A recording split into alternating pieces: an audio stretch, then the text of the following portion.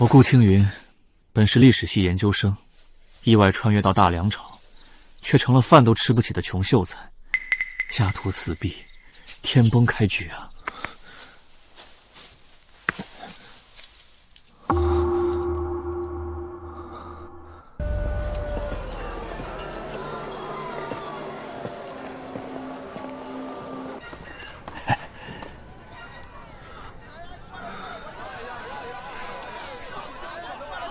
！2个，不，1个馒头。这么大个人了，就吃1个，抠搜的。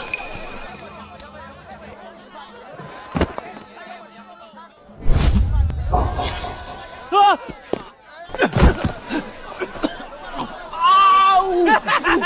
哎呦，穷秀才！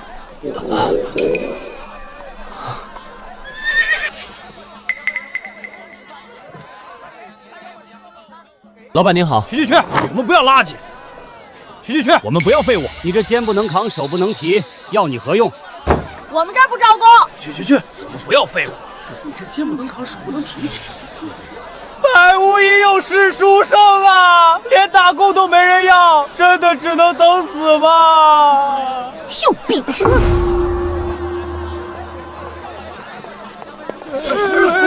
老爷，谢谢老爷。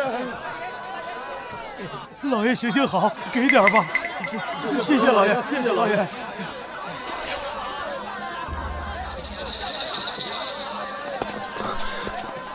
那人是谁？为什么给你们发银子？当朝首富沈万三啊，第一大善人。去，要钱自己凭本事啊。他就是沈万三。赵元12年8月19，沈万三因靠兵之罪满门抄斩，全天下最有钱的他和最穷困潦倒的我都要死了。救他就是和皇帝叫板，不救就是我俩相伴黄泉。但是活着才有希望。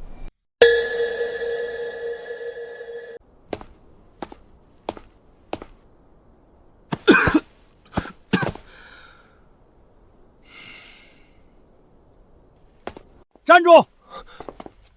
这位秀才有何贵干？在下顾青云，有10万火急之事求见沈老先生。老爷身体抱恙，不见外客。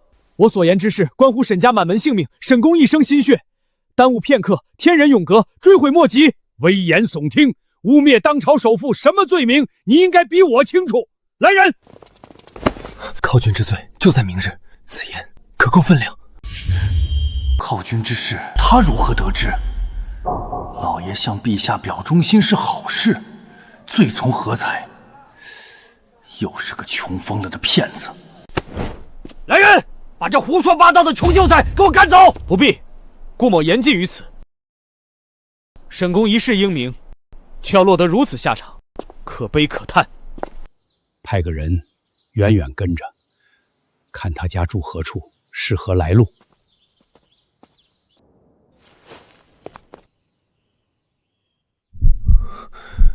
只剩最后6个时辰，怎么办？还有什么东西能敲开沈府的大门？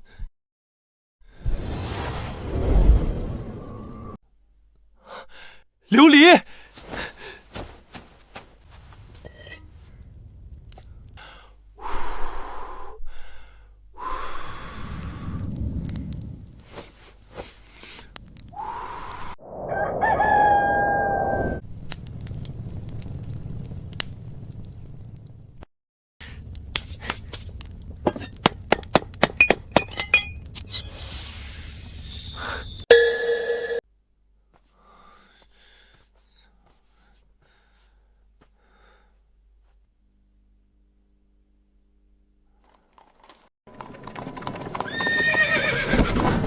大胆！什么人？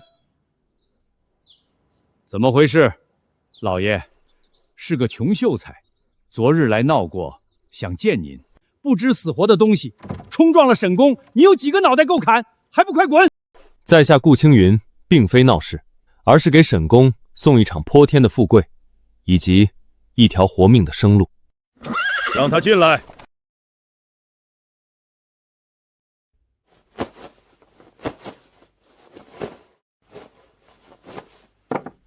沈公，此物名为琉璃。哼，这算什么宝物？比最低等的琉璃瓦还要粗糙。咦，此物是你所知？此物虽好，却救不了沈公的命。大胆，竟敢在老爷面前胡说八道！哼，无知小儿，你可知咒我死的后果？要你的命就跟碾死蚂蚁一样。拖下去，杖毙！且慢，沈公近日是否在筹措巨款，准备犒赏3军将士？此乃绝密，你从何得知？再说了，犒军乃为国分忧，为陛下分忧，何罪之有？沈公明鉴，匹夫无罪，怀璧其罪。当今陛下布衣起兵，尸山血海里杀出的开国之君，他最看重什么？兵权和民心。犒军本无罪，罪在数量和名义。在陛下心里，何尝不是沈公借机收买军心，甚至动摇江山，伺机谋反？我没有。沈公，前路虽绝，但困兽犹斗。在下不才，为沈公想了3策，或可劫此死局。先生请讲。下策，立刻终止犒军，将所有钱财进献国库，散尽家产，回乡安养，从此闭门不出，或可保全性命。但老夫一生心血付诸东流。中策，继续犒军，但需换个由头，以太子殿下的名义，你出钱，太子出面，如此便是太子仁德，与你无干。此举虽可保一时平安，但后患无穷。将来若有风吹草动，沈家依旧是最肥的羊。上策，可使沈公财富在10年内再增10倍。可再翻10倍，何以立身？何以永保昌盛？若蒙沈公不弃，青云愿以性命相托，用毕生所学助沈公脱困，从任人宰割的富商，变成陛下身边不可或缺的近臣，名垂青史，流芳百世。老爷，不好了！应天府的差役上门了！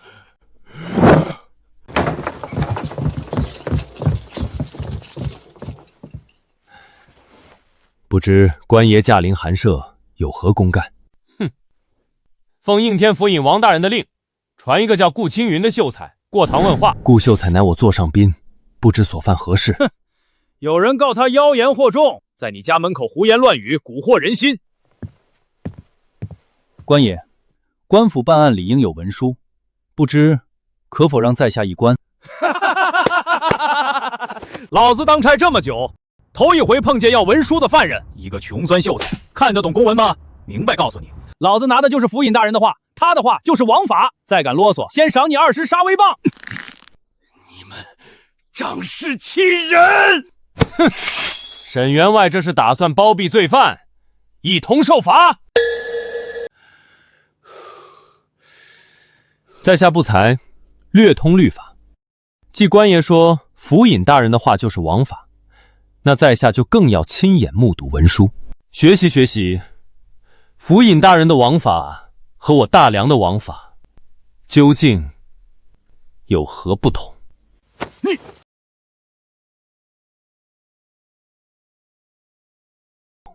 官爷，在下有几个问题讨教，请沈公做个见证。官爷请听好，大梁律刑律断狱篇规定，凡告状皆须注明原告姓名、事由、证据。这文书只说有人告我妖言惑众，原告是谁？证据何在？这自有府尹大人审问。其二，诉讼篇规定，凡民间事宜，应先告于里长耆老，再告于州县。州县不受理，方可上告于府。在下一介白参，若真有罪，也应由江宁县衙先审。应天府越级传唤，与法不合。其三，也最为紧要。大良律，传唤用传票，拿人用拘票。传票是请，是唤，被传者可治可不治，官府不得强迫。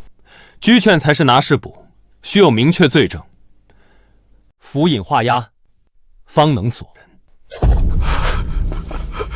你们这张白纸黑字写着“传唤”二字，却拿着铁锁上门，此乃滥用职权，知法犯法。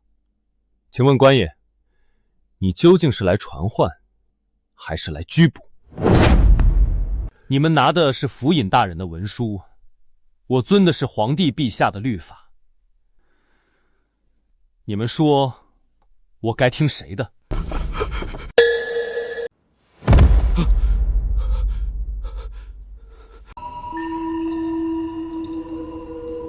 烦请转告府尹大人，要传唤或拿人，请按大良律行事，否则在下不介意去趟督察院，问问御史言官，这金陵城究竟是府尹大人说了算，还是我大良律法说了算？不敢，不敢！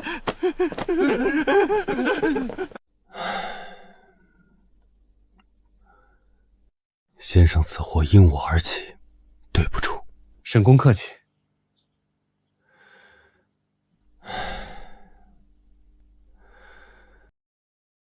沈某有眼不识泰山，沈些错过先生这尊真神，还请先生救我，救沈家满门。沈公，快请起，你我已在一条船上，说救不救的太见外。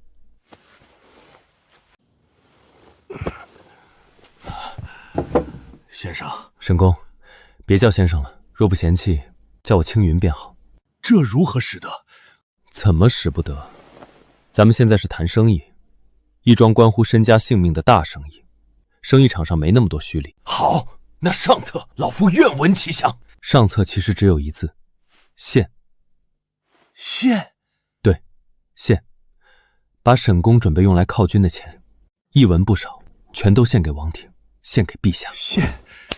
青云，小友，这与下策有何区别？区别大了去了。当今陛下最想要什么，又最怕什么？陛下要的是一个强盛的大梁，一支能开疆拓土、横扫天下的无敌雄狮，而他怕的是手握重权的武将拥兵自重，是富可敌国的商人图谋不轨。所以，老夫犒军是精准踩在了陛下的逆鳞上。你以为的忠心，在他看来是野心。可若换一种方式呢？我们就说沈公感念天恩，不忍见将士宿边辛苦，更不愿朝廷为军费烦忧，故而自愿捐出万贯家财，成立一个全新的衙门——军械司。军械司？对，一个不领兵、不打仗，专为大梁研发新式军备的衙门。我们要造出全天下最锋利的刀、最坚固的甲、最厉害的炮。我们造兵器、军火，比如此物，若能用精良工艺将其制成水晶般通透，便可用作千里镜，让探哨于10里之外洞察军情，必为国之重器。再比如，用这笔钱招募天下能工巧匠，改良冶铁之术，造更大更坚固能远航万里的宝船，我大梁水师何愁不能纵横四海？妙，妙啊！只是如此，我沈家数代人积攒的财富，岂不是要尽数掏空？沈公，你还是没明白。钱是活水，存在自家池塘，早晚会发臭，招惹蚊蝇。只有让它流入大梁这条江河，汇入大海，才能活水不断，奔流不息，养出一条别人夺不走的真龙。军械司成立，除了你这个又出钱又懂行的人，还有谁能管？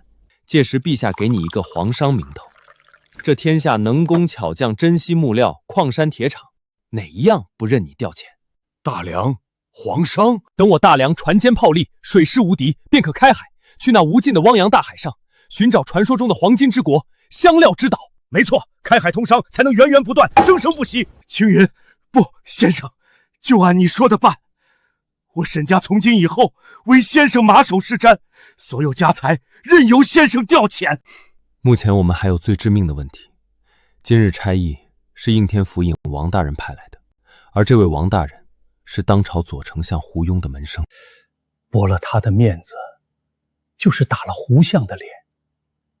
我们这个惊天计划要如何绕过府衙、六部、中书省这层层阻碍，直达天庭？胡相权势滔天，自然不能硬碰硬。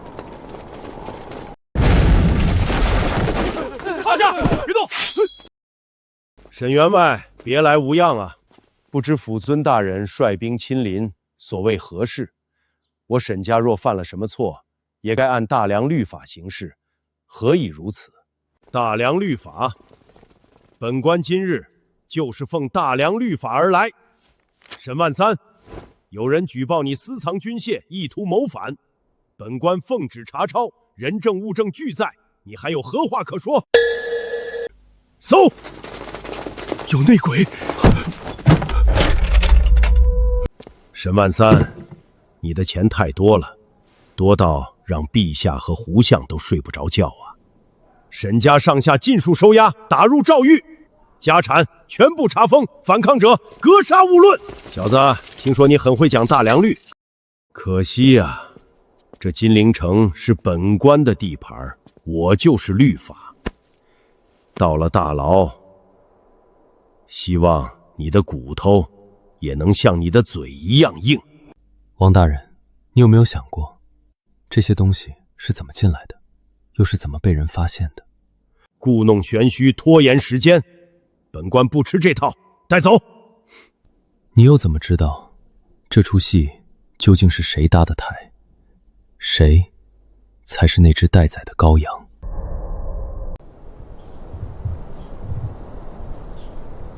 沈公，现在就摆出一副就义的模样，是不是太早了点？人还没死，就总得折腾，万一折腾出活路呢？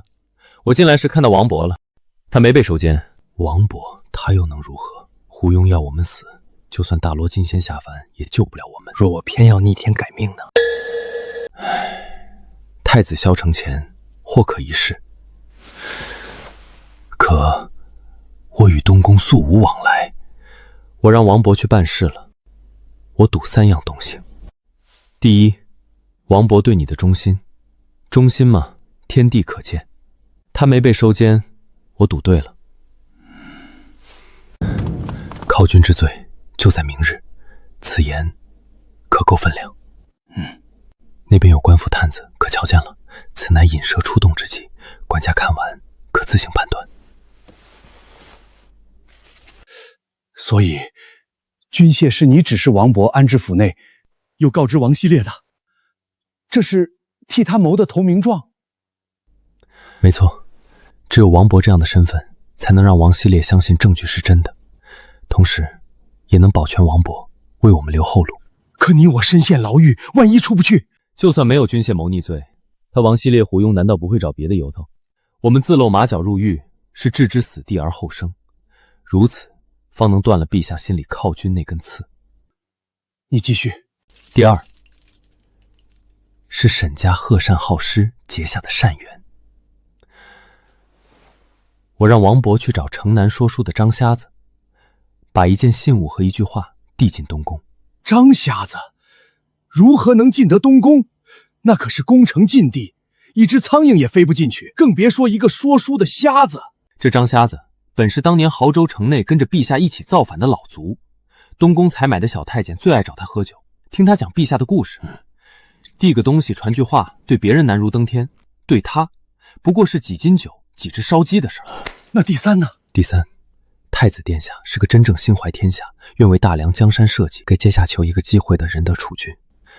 萧承前从小跟在大卢身边受教，为救犯错恩师，甚至不惜跳河求情，这点事儿小巫见大巫了。你让他带了什么话？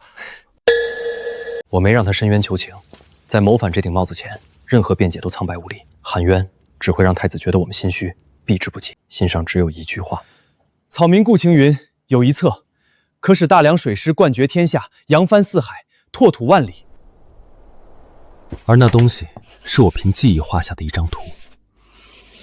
看看新式战船的龙骨结构草图。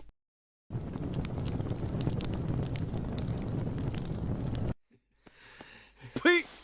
这腌菜软了吧唧的，呸呸呸！怎么又是馊的？爱吃不吃，饿不死你，还以为是大梁首富呢。阶下囚只配吃馊的。小哥，有没有兴趣听个秘方？听说你妖言惑众，蛊惑人心，我才不信你鬼话。好兄弟，不是什么大事，我呀知道怎么让腌菜更脆。这肉末柴是柴了点儿，好歹是肉。沈公，吃饱了才有力气上路，不管是黄泉路还是青云路。来了，且看是青云路还是黄泉路。哪位是顾青云？在下顾青云，见过公公。传陛下口谕，传顾青云奉天殿觐见。怎么是天子？东宫呢？一个被扣谋反罪的阶下囚，不是去送死吗？草民顾青云，接旨。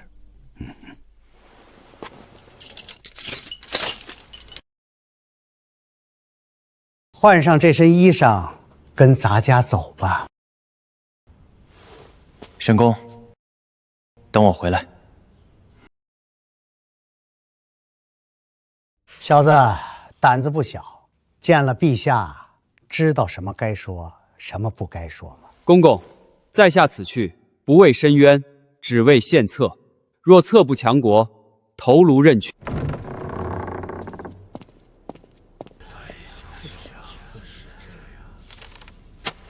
你就是要给朕献策的顾青云。草民顾青云，叩见陛下。抬起头来。朕问你，沈万三私藏军器，意图谋反，人赃并获，你身为其幕僚，可知罪？回陛下，沈万三绝无反心，草民也绝无罪过。大胆！陛下，此人妖言惑众，沈万三府中搜出的军械皆为军中志士，铁证如山，请陛下降旨，将此人和沈万三一同正法，以儆效尤。臣等附议。陛下，是非曲直，不在于言，而在实物。哦，你有何物为证？此物一出，沈万三是否有反心，草民是否有罪过，陛下自有胜断。更紧要的是，此物可为我大梁开辟万里海疆。呈上来。谢陛下。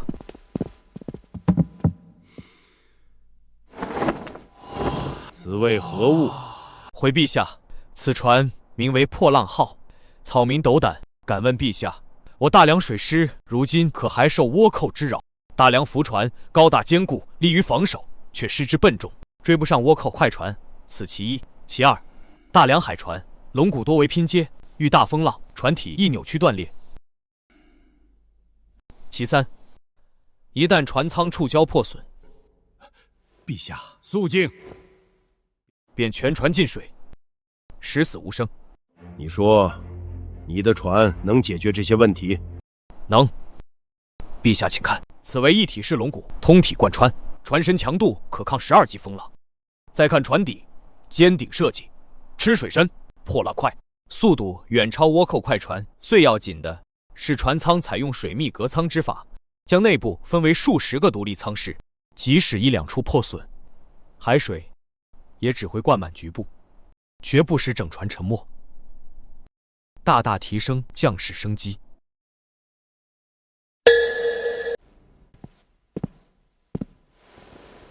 此物当真是沈万三出资，由你设计？回陛下，正是。沈公曾言，他一生财富皆取之于民，自当用之于国。他愿倾尽家财，为陛下打造一支无敌水师，扫平倭寇，扬我大梁国威。而草民不过是恰好懂些格物之学，将沈公的忠心化为实物罢了。一个愿倾家荡产为国造船的人，将所有心血花在这国之重器上。他会私藏几箱破兵甲去谋反吗？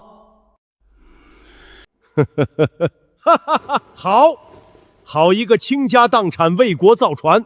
王希烈，你告诉朕，如此利国利民的忠臣，如此志气百出的奇才，到了你应天府，怎就成了谋反反贼？陛下息怒，臣有罪呀！传朕旨意，沈万三忠心可嘉，赦其无罪，赏黄金1000两，以彰其功。顾青云志计过人，献宝有功，擢为翰林院待诏，16品俸，赐保元之名，入职新设之保元局，专司传政。臣谢陛下隆恩。保元局就由沈万三总领，负责督造新式战船，户部、兵部、工部全力配合，所需钱粮工匠一律优先调拨。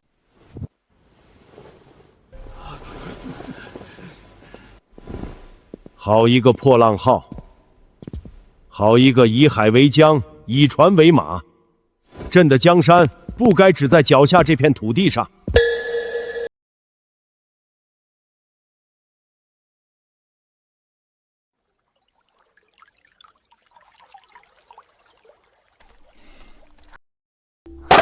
先生恕罪，我不是故意的。无妨，你下去吧，没人看见，不会苛责你的。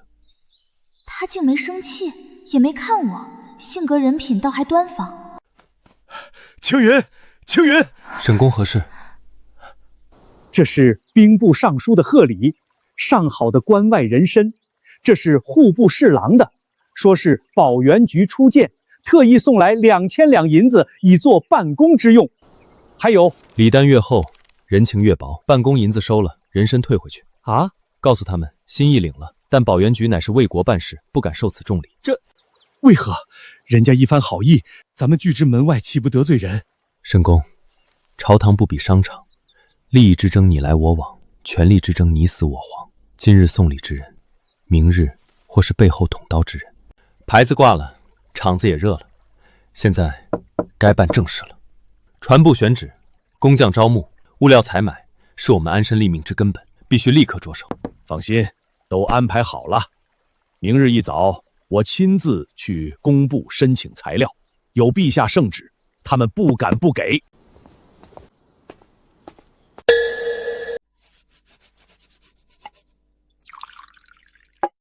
你能看懂？不，就是觉得有趣。这是建造船坞的图纸，你要感兴趣，可以学着自己设计。先生愿意教我？一个女子，一个丫鬟。女子和丫鬟怎么了？只要肯学、好学，就是好学生。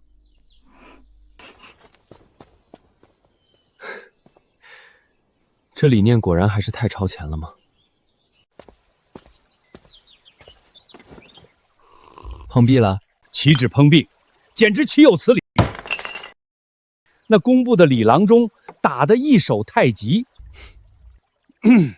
哎呀，沈员外，您有所不知，这上好的铁商木要给戍边将士修关隘，边防大事耽误不得啊。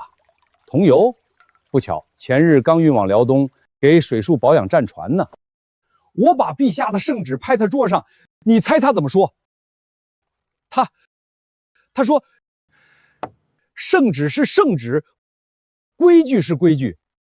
下官也想为保元局尽心，可这库里空空如也，没法给您凭空变出来，不是？都是些官场老油条，沈公不值一气。官面上的路不通，那就走民间路子。我就不信，我沈万三出钱还买不到东西，我让王伯亲自去。这金陵城没人敢不卖沈家面子。如何？木茶行德元记一听保元局直摇头，只说都给官府预定了。同有广润号关门谢客，铁行足足抬了3倍的价，全款预付，3个月后才交货。他们这是官商勾结，沆瀣一气。虎党之语，乱臣贼子。沈公，谨言慎行。完了，这下全完了。别说按时交工，我们连何时开工都没戏。青云，你想想办法，你一定有办法的，对不对？先休息吧，此事容我再想想。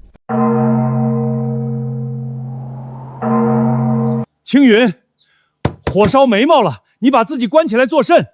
再有10天就是第1个工期节点，别说船了，连根木头都没有，交不了差，你我可是掉脑袋的欺君之罪。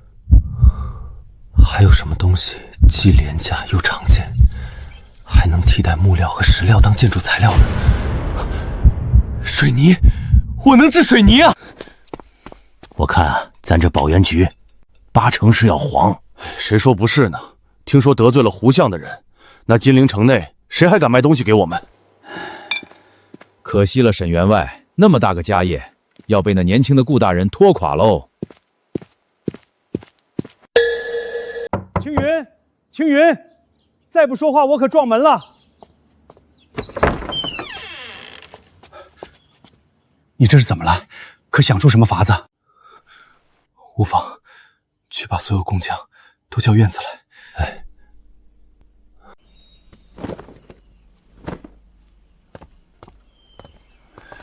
请诸位来，是想让大家见证一样东西。从今日起，我们保元局就用这东西来建造船坞。顾大人，恕老祖直言，我祖上3代都是给皇家修宫墙的，自小跟家父学艺，玩了一辈子石头泥巴，什么样的胶泥石灰，老朽一清二楚。可您这东西既无粘性，又无土性，松散如沙，如何能承重？用此物造船坞，莫说是停泊战船，怕是风一吹就塌了。此非儿戏，乃是拿我大梁国本开玩笑，更是拿我们工匠的性命开玩笑。对，鲁师傅说的对，鲁师傅说的对，外行指挥内行，迟早要出事。对，什么保元局，我看就是胡搞局，这么下去还不如解散。对，鲁师傅说的在理，光说不练假把式，我也不争辩，不如咱们就地一试。若不成，我顾青云当着大家的面把这袋神仙土吃了。若是成了，还望鲁师傅和各位能信我一次。哼，好，那老朽今日就开开眼。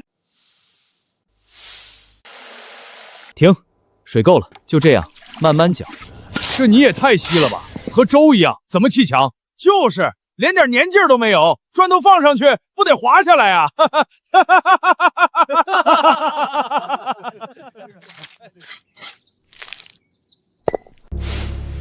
！1个时辰后便分晓。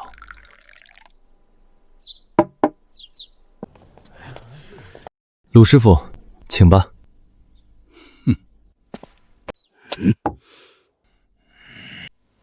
再来，鲁师傅，我来。我的娘哎，这是墙吗？这比他娘的铁板还硬。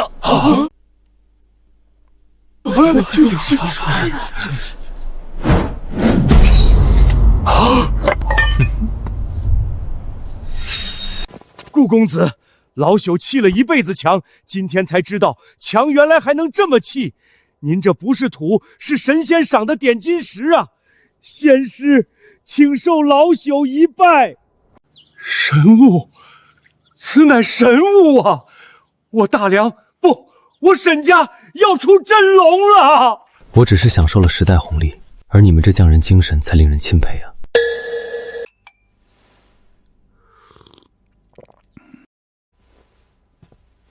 大人，保元局用那神仙土，1日之内就完成了地基浇筑，照这势头，不出半月就能造出石头船坞了。据说那东西比青石还硬。妖术惑众，哗众取宠，去查。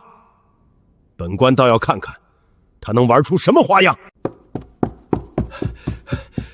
大人，这就是那神仙土制成的东西。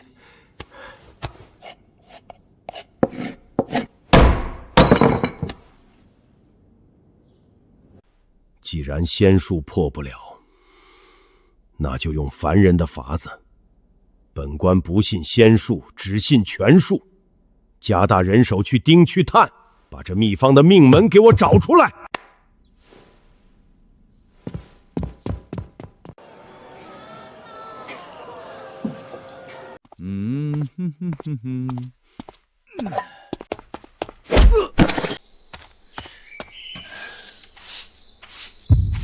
先生，这是我跟您学着画的设计图，请先生指教。难得你有如此天赋，画得很好，只是比例不对。我给你一本建造手记，你可自行研究，有任何不懂的，随时来找我。好，多谢先生，这是谢礼。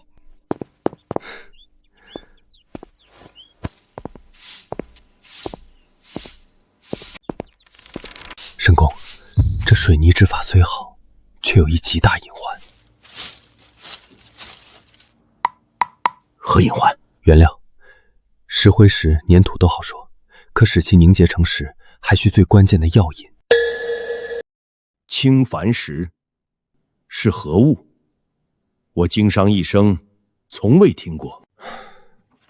此物乃是一种半生矿，色泽青灰，看似寻常，却是点石成金的关键。烧制水泥时，将其碾成粉，以特定比例混入其中，方能见效。差一分，则前功尽弃。神仙土也只是一堆废渣。我查过金陵矿物志，青矾石产量极低，只有这几处黄山偶有产出。如今库存所剩无几，若不及时补充，不出10日，保原局就得停工。那可如何是好？我这就派人把那山里的青矾石都买了。只能如此了。此事切记不可声张。我保原局命脉若是被人察觉，后果不堪设想。我明白，我明白。去，扫院子、扫书房来了，还不快滚！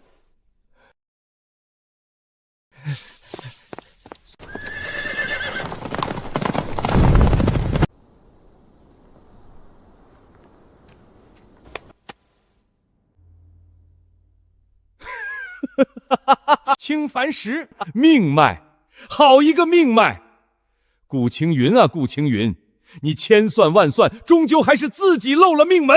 大人，那几座荒山中最大的一座，恰处在张主事家的田庄地界内。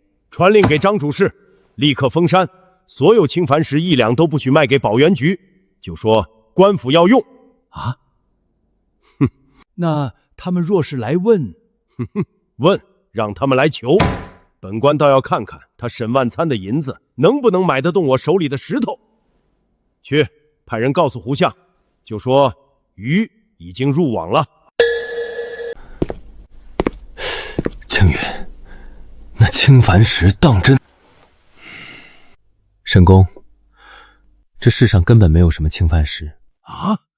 所谓的青矾石，就是路边最寻常的石头。我不过是给他换了个名字，再编了个故事罢了。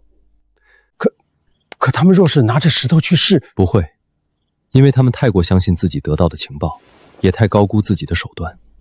在他们眼里，这是我的死穴，他们只会想着如何用死穴拿捏我，而不是去验证死穴是真是假。贪婪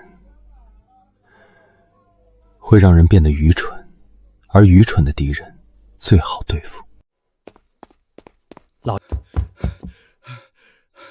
老爷，先生，成了。应天府张主事家的马车出城了，那方向正是城郊矿山。沈公，对付恶狼最好的办法，不是用棍子把他打跑，而是在一块肥肉里下好毒，等他自己扑上来。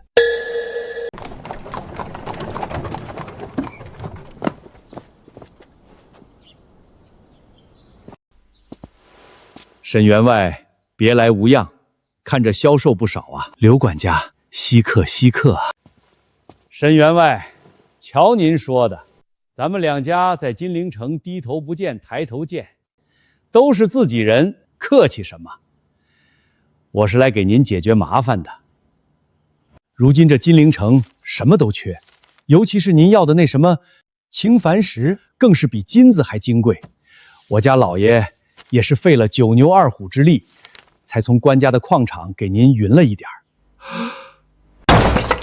你们欺人太甚！我保元局是为陛下办事，你们竟如此敲诈勒索！我要去告御状，面见陛下。沈员外，话可不能这么说。我们张大人也是担着天大的干系在帮您。这石头是从军备库里挪出来的，万一被兵部查到，可是掉脑袋的。这价钱买的是石头，也是我家大人的项上人头，您说贵吗？您去告御状，跟陛下说神仙土缺了我们这药引就是废物。您觉得陛下是治我们的罪，还是治您一个欺君罔上的罪？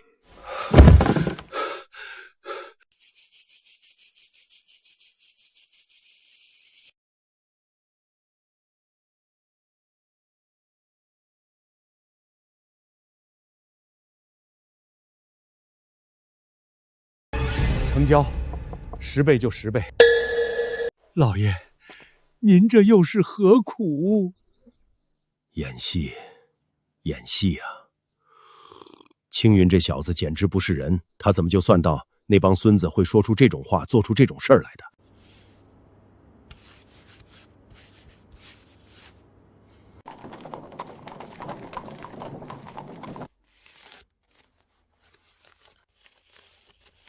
哈哈哈哈哈哈！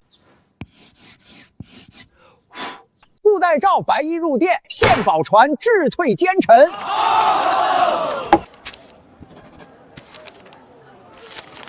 9月初3午时，刘管家马车出府，去往城西德胜酒楼，未时一刻离开。9月初3。5时3刻，保元局州管事马车抵达德胜酒楼。9月初5申时，张主事车队出城，板车12辆，目的地城郊西山采石场。张主事初6辰时，保元局账房支取白银1万两，与西山采石场交接。青云，我们不用知道他们说了什么吗？我们不用知道狼在密谋时说了什么，我们只需要知道狼在什么时间、什么地点吃了多少只羊，这就够了。嘿呦嘿呦嘿呦嘿呦嘿呦！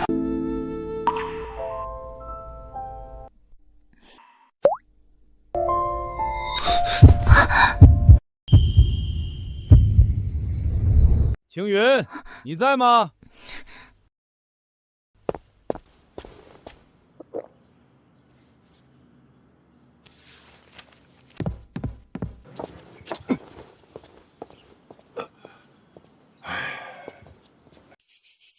沈公，可是工地上出了什么事儿？青云，老夫有一事相求，此事关乎我沈家100年基业香火传承，你若不应，老夫今日便长跪不起。沈公请讲。老夫想将小女灵月许配于你。青云，你莫要误会，老夫此举并非拿儿女亲事捆绑你，老夫是在为我沈家求一条真正的生路。我沈家看似富甲天下，可实则是皇家圈养的一头肥羊罢了。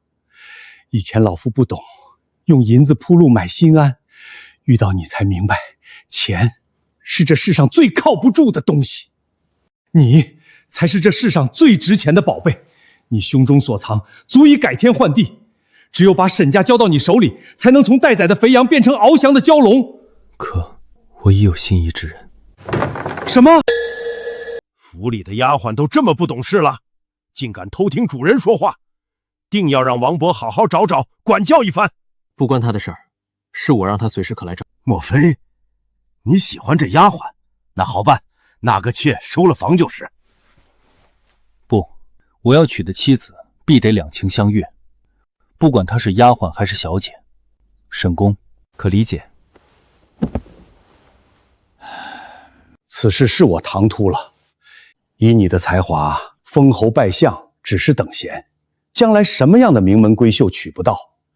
可老夫还是许诺，只要你同意，沈家和保元局都是你的。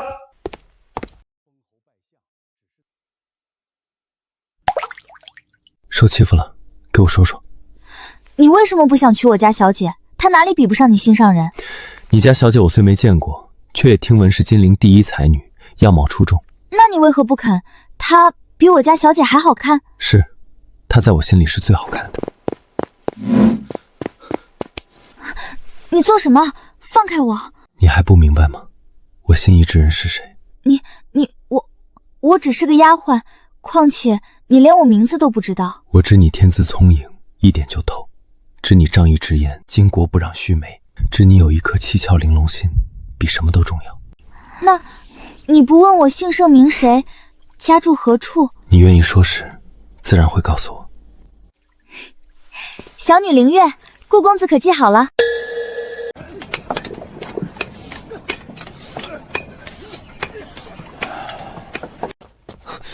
青云，出什么事了？这么着急？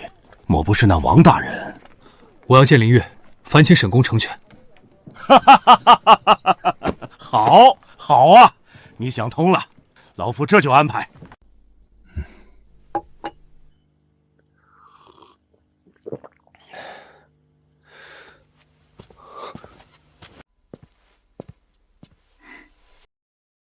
小女凌月见过顾公子。父亲万福。顾青云见过沈姑娘。顾公子，小女有一事不解，还望公子赐教。姑娘请讲。小女听闻，公子所造之水泥坚如金石，一日可成。有此神物，为何保元局的船渡不直接浇筑一体，反而要先分段浇筑，再行拼接，岂非耗时耗力，多此一举？看来沈公没少跟姑娘提保元局之事。凌月虽是女子，却也饱读诗书，不输任何男子。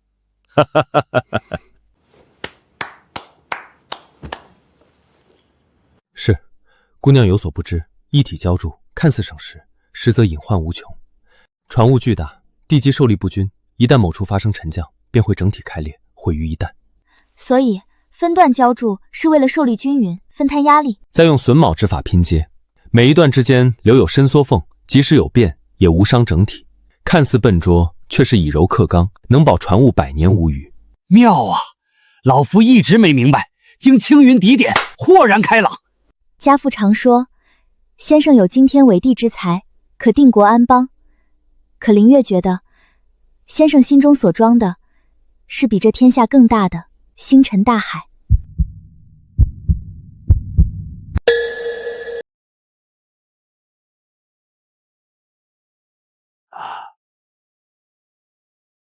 老爷，这是金陵城最有名的张媒婆。张媒婆，这是小女和贤婿的庚帖，收好了。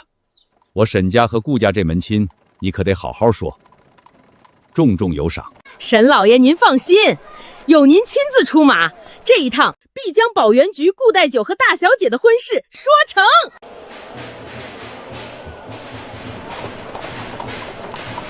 听说了吗？顾代娇要娶首富之女了，能让沈万三亲自去下聘，看来这女婿不简单啊。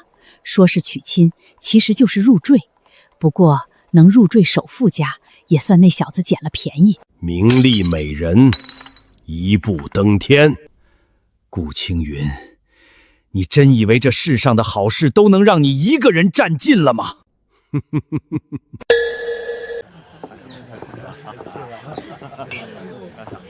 吉时到！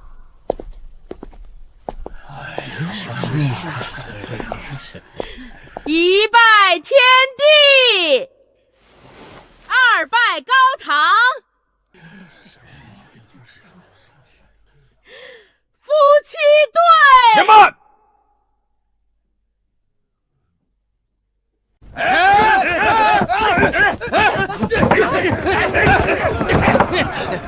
姓顾的，你这个骗财骗色的白眼狼，你还有脸在这里成亲啊？哎呦，这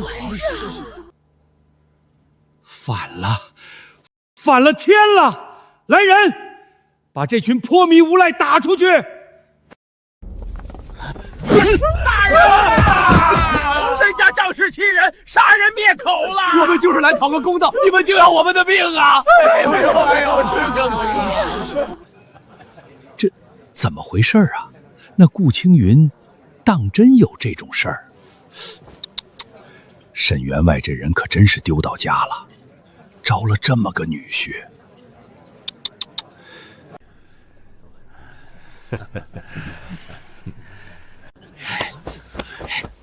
哎，你个吃软饭的小白脸儿，骗了我妹妹身子，又卷走我家银子，跑来攀附沈家这高枝。今天你要不给我个说法，我就一头撞死在沈家大门上！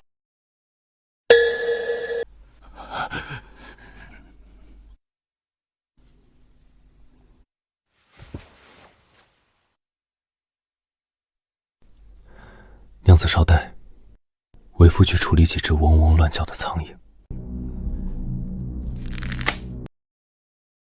你装什么蒜？今天不把银子还我，你就别想成。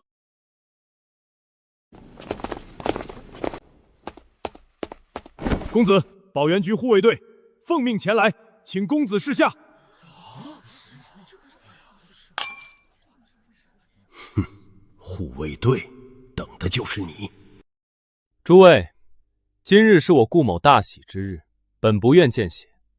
不过既有恶客临门，败了大家兴致，若是不让大家看一出好戏，岂不是顾某招待不周？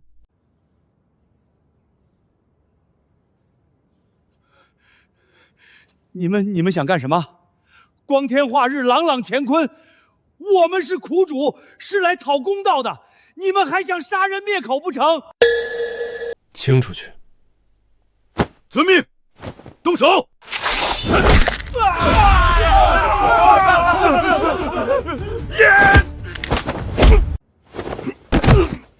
我家先生大喜的日子，你们这些阴沟里的杂碎也配来？下辈子投个好胎吧！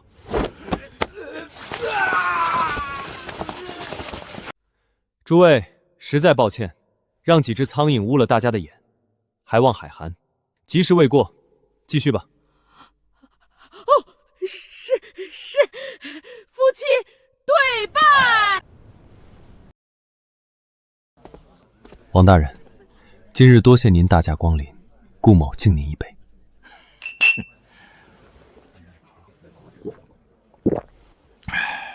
对了，王大人，这苍蝇拍完了，人就容易犯困。可这金陵城里，好像还有只大老虎，总在夜里叫唤，吵得人睡不着。您说怎么办才好呢？顾青云，你别得意！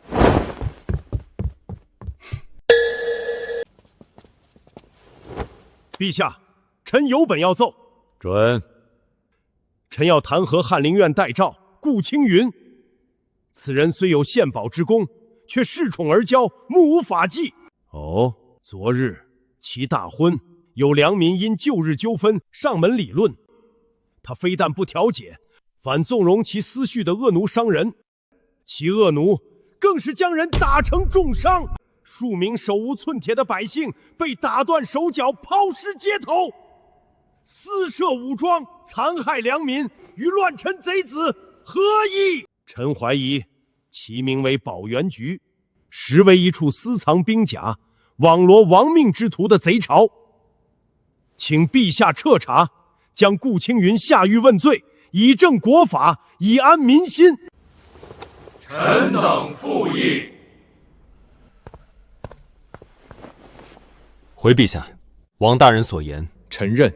昨日惊扰宾客，败坏朝廷体面，臣甘愿受罚。但臣也有本要奏，关乎我大梁国库、朝廷法度，更关乎社稷安危。陛下，昨日闯我婚礼者，是为私仇；今日刨食国家者，是为国贼。私仇可暂缓，国贼必先除。一派胡言！你分明是混淆视听。是不是混淆视听，陛下自有圣断，请陛下允许臣献上一份贺礼。此礼一出，谁是忠良，谁是国贼，陛下一目了然。呈上来。陛下，此乃保元局成立以来关于青矾石的全部采买账目。昭元12年9月初3，保元局采买州管事于城西德胜酒楼与工部余衡司主事张德旺之管家刘三商议采买青矾石一事。9月初5，申时，张主事名下车队自西山采石场运送青矾石12车，以市价10倍，收取白银1万两。你血口喷人！本官从未听过什么青矾石，这是污蔑，是构陷！陛下，请看，这是金陵城交鱼图，红线标注的，是张主事车队的运送路线。这些黑点是银货交易地点。此外，刘管家以及车队10名车夫都已招供画押，人证物证俱在。陛下，臣有罪。工部郎中李元扣押保元局铁料，再通过其7地之商行，以3倍价格倒卖给保元局，获利3万两。户部赵谦拖欠薪俸，私放印钱。陛下，这些蛀虫敢如此明目张胆侵吞国库，皆因他们背后有一只更大的手在为他们撑腰，替他们分赃，而赃款70%以上都通过各种钱庄、当铺汇入了一个地方——应天府尹王希烈大人的府邸。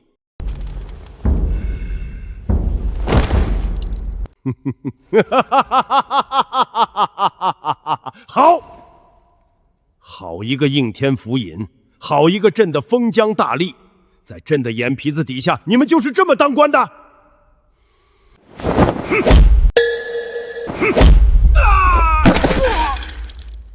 朕让你们治理地方，你们就给朕治理出一窝一窝的硕鼠；朕让你们体恤百姓，你们就趴在百姓身上喝血吃肉。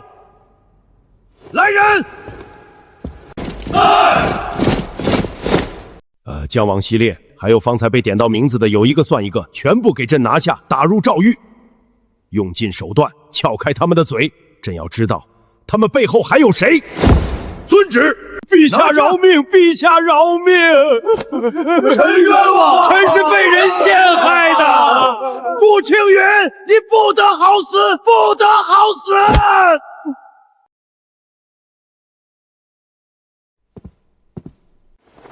毛香，遵旨，立刻带人查抄所有逆犯家产，每一文钱都给朕算清楚了。朕要看看这些年他们到底从我大梁身上挖了多少肉。遵旨。姑爷，咱们怕是惹上了更大的麻烦。那胡相不是大麻烦一直都在等着咱们，杀到他面前。陛下，臣奉旨查抄复命，这是清单。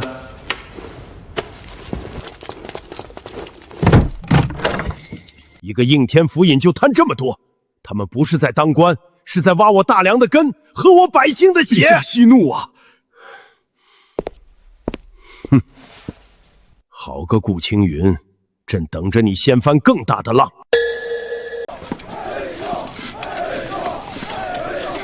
黑甲卫查抄王希烈及党友，户部去清点对账，眼珠子都红了。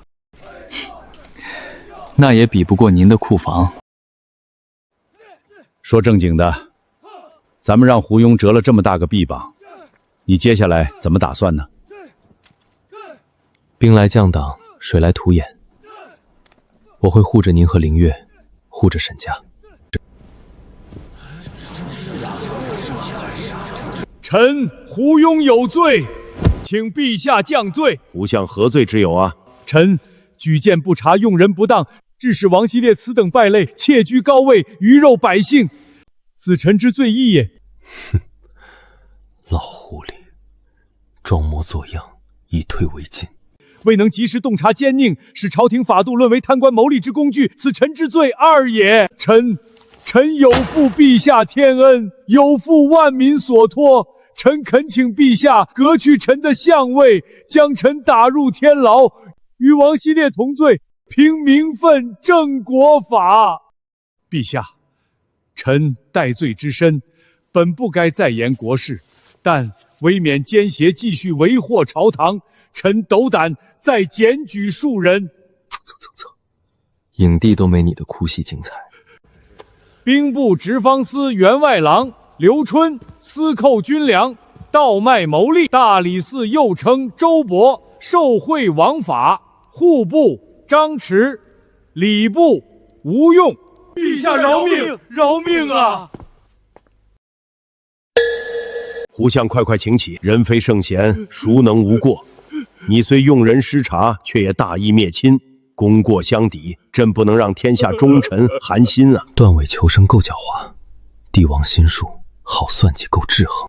此事到此为止，你检举的那些人交由三司会审。至于你，罚俸1年，小惩大戒，替朕看好这满朝文武，莫要再让朕失望了。臣谢陛下天恩。看来想彻底解决胡庸这狡猾的狐狸，还得再费些心力。顾卿之才，实乃国之栋梁。父皇说了，此番若非顾卿，朝中不知还有多少硕鼠蚕食国库，此乃首功。奉天承运，皇帝诏曰：翰林院待诏顾青云智勇双全，为国除奸，居功至伟，特赐黄金1000两，锦缎100匹，着为保元局行走，统领一应事宜。保元局乃国之重器，利国利民，特赐名皇商，总揽天下海贸事宜，准自建船队，募兵不超500，凡保元局出品皆为贡品，免一切赋税。钦此。臣顾青云谢主隆恩。顾青，青云直上，前途无量。沈员外，好好待他，你沈家自有无上的荣宠。父皇曾言，沈万三嘛，做生意是把好手，做人嘛，差点城府。多谢太子殿下提点，沈万三谨遵教诲，为保元局和我大梁殚精竭虑，死而后已。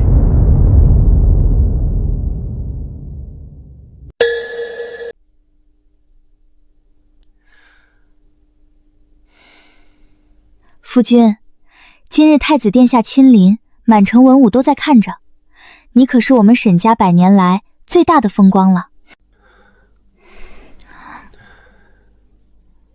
什么沈家顾家，以后都只有我们一个家。夫君，今日之赏虽是天恩，可我总觉得不安。哦，为何不安？木秀于林，风必摧之。如今你声望渐隆，得陛下如此重用，怕是成了胡相的眼中钉、肉中刺。我怕他胡庸是猛虎，你夫君我也不是绵羊。凌月、贤婿，你们睡了吗？岳父大人请进。这是江南的商业势力分布毒。苏州范氏绸缎庄年入30万两，工部侍郎吴成主控。扬州四海盐场垄断淮盐3成，实为胡庸7地产业。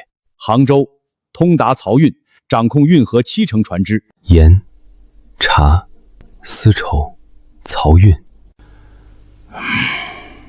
江南赚钱的行当有7成都在他胡庸手里。这盐业是他的命根子，用来喂养朝中党羽、网罗地方势力的金山银山。老夫年轻时也想插手盐业，结果刚出海就遇海盗，船货两空。上岸后还因贩卖私盐的罪名被抓进大狱。所以岳父大人是想动他的盐？不，老夫思虑良久，花了半辈子的心血摸清这张网，就是希望你避开他和他的党羽。这块铁板我们碰不得，也碰不起啊。可他若不让我们避，反而以这张网将沈家产业慢慢蚕食呢？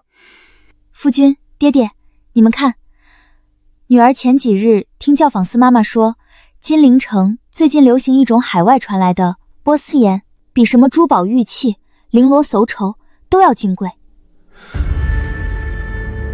波斯岩，难道是提纯后的精致岩？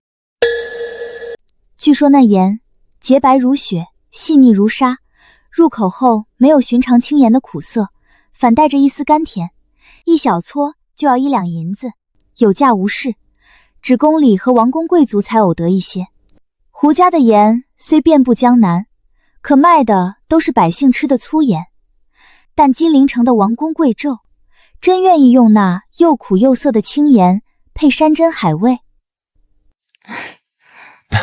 我的好夫人，你可真是我的福星，你这一句话顶得上千军万马。你们说的都没错，胡庸的盐业是铁板一块，我们为什么要跟他硬碰硬？他做存量市场，我们就去创造一个全新的增量市场。那我们去贩卖这波斯盐。从今天起，我们保源局要推出一种全新的自制盐，洁白如雪，毫无苦涩味的精盐。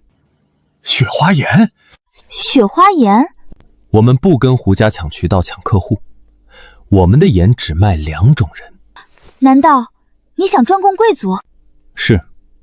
第一，给宫里的陛下、娘娘和太子殿下，这是贡品，是孝心。第二，给金陵所有公侯贵胄，把我们的盐变成身份的象征。娘子聪慧，一点就透。我要让雪花盐成为金陵的风尚和潮流，让达官贵人以吃我们的盐为荣，吃胡家的盐为耻。如此，胡庸的盐卖的再多，也只是蝇头小利，而我们只做最顶层人群的生意，赚走的却是最大头的利润。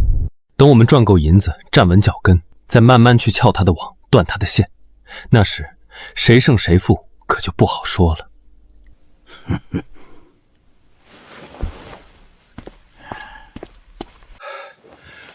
贤婿，此计虽妙，可有一最大难处。盐乃朝廷官营，贩卖私盐等同谋反，我们没有盐引呀！开，给我开！1、2、3， 6点小。钱公子，程慧，您欠我们赌场的20万两，是不是该结一下了？没了，全没了。听说这个顾先生已经赢走了整整30万两银子啊！这小白脸真有那么神？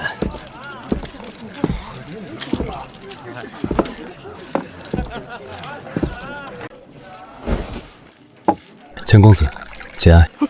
顾先生，顾先生救我！你是赌神，求您借我点钱，就10万两，不5万两，我一定能翻本的，一定！你我素不相识，这不合规矩吧？再说了，我从不借钱给赌徒。先生，只要你肯帮我，让我做什么都行，当牛做马，给您做狗都行。罢了罢了，也是个可怜人。钱我不借，不过我可以陪你再赌一把。怎么赌？我听说钱公子家藏着一张有些年头的旧纸，我对金银不感兴趣，就喜欢收藏稀奇古怪的老物件。这样吧，我出20万两，就赌你家里那张旧纸。你赢了，拿走银子；若输了，那旧纸便归我，如何？先生说的是哪一张？好像是跟你家盐铺生意有关的一张许可文书吧。我听说那印章挺别致，想拿来把玩把玩。盐引，好，就这么定了。东西我拿来了，我们赌什么？老板，借你的骰盅一用，咱们不搞花里胡哨的，就一把，比大小，如何？好。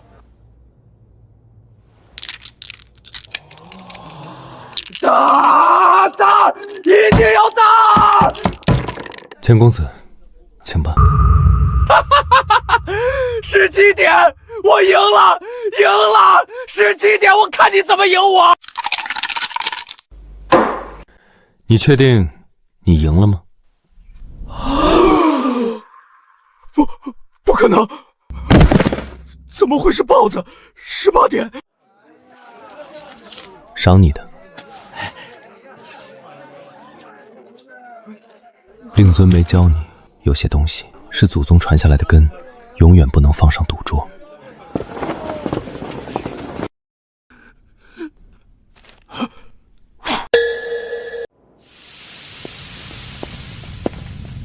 注意盐和水的比例。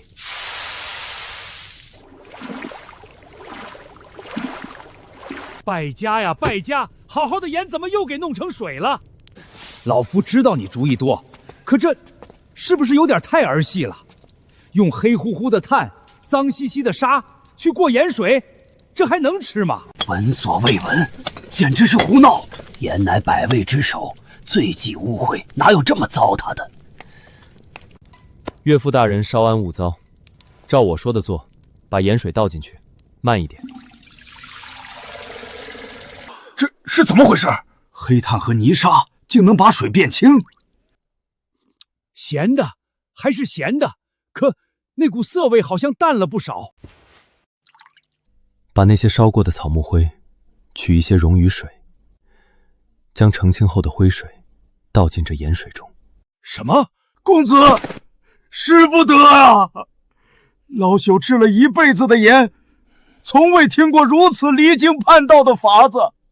盐水若是沾了这等秽物，神仙也救不回来呀！是啊，公子三思啊！岳父大人，您信我吗？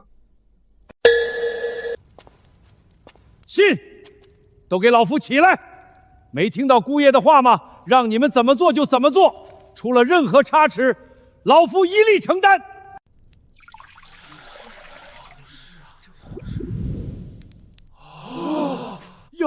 妖术，贤婿，这是何道理？以毒攻毒罢了，也叫化学反应。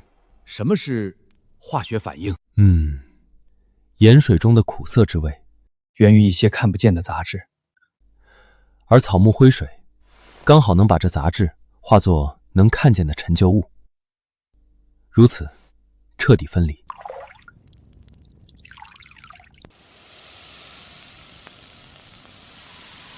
老朽治了一辈子盐，今日方知何为真正的盐。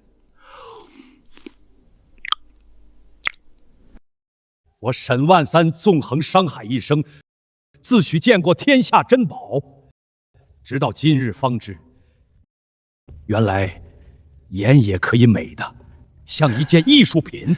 岳父大人，这大凉的天终究是要变的，您看我们此刻够不够资格去碰一碰他胡庸的那块铁板呢？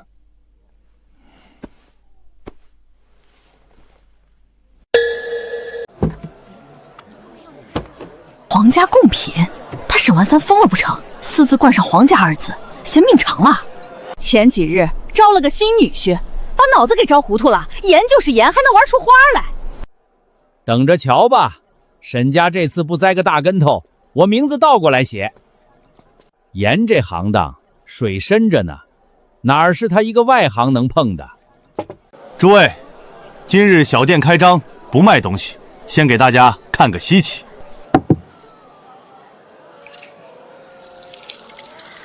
盐水不就是这个样子吗？有什么稀奇的？天爷呀，盐还能这么干净？此乃宝源局最新研制的雪花盐，已得陛下首肯，列为贡品。今日开张，为让金陵百姓都能尝个鲜，特准许对外发售，价格只比上等青盐贵3成。这品相只贵3成，贵3倍也卖得出啊！不过此盐工艺繁复，产量有限，今日沈家3间盐铺限量供应300斤，每户凭户籍，限购1斤，售完即止。大家别上当，这盐白的跟石灰粉一样，肯定是毒物，吃了会死人的。就是，没错。沈家这是想钱想疯了，拿咱们的命来开玩笑！让一让！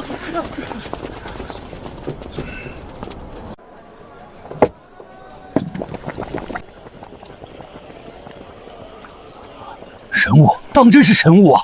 此盐入菜，非但没有苦涩，反而能激发食材本身的鲜味。有了此盐，我醉仙楼的菜品可再上一个台阶。我德月楼从今日起只用雪花盐，有多少我们收多少。天香阁也是。杜先生，这顾青云和沈万三以皇家贡品雪花盐的旗号搞限购，这是要断我们的根呐！我那金陵的盐铺已被逼得走投无路了。慌什么？金陵城终究是太小了，它能掀起一点浪花，却翻不了江南这片海。传我的话，明日起，江南所有的盐场停产，所有的漕运封锁。我倒要看看他那点雪花盐能卖几天。哼，没有了盐源，我看他拿什么来填金陵城那张嘴。抱歉，雪花盐已售罄。这都3天了，怎么我回这个点来都没有？你们不想做生意了？您消消气儿，改日早些再来。改日？我看你们这皇家贡品的招牌，早晚要砸自己手里。老板听闻雪花盐近日老断货，命我提前存一些。不巧，您来晚一步，今日的货刚卖完。我可告诉你，7日后我们酒楼要是没见到雪花盐，你们可得按契约赔3倍。啊，明白，您慢走啊。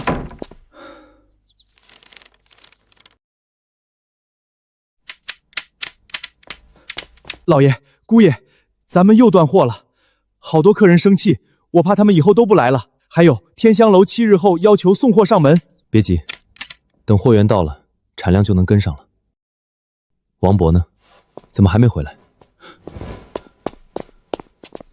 老爷，我们派去江南采买的人一个都没回来。湖广的呢？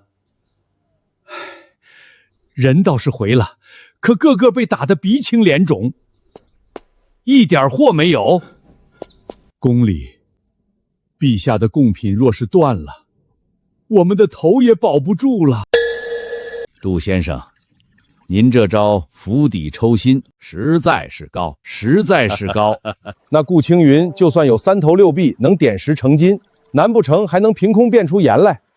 没有咱们手里的原盐，他那雪花盐就是个屁。事情办得如何了？先生放心，江南72家盐场都打过招呼了，谁敢卖1粒盐给沈家，就是跟整个江南盐帮过不去，必断他盐路，在江南再无立足之地。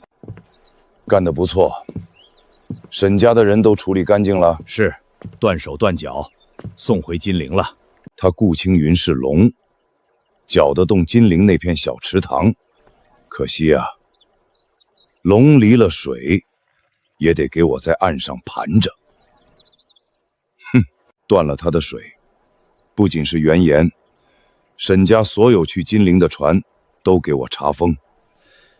是，先生，可若是他拿保元局，有胡相在，还怕保元局？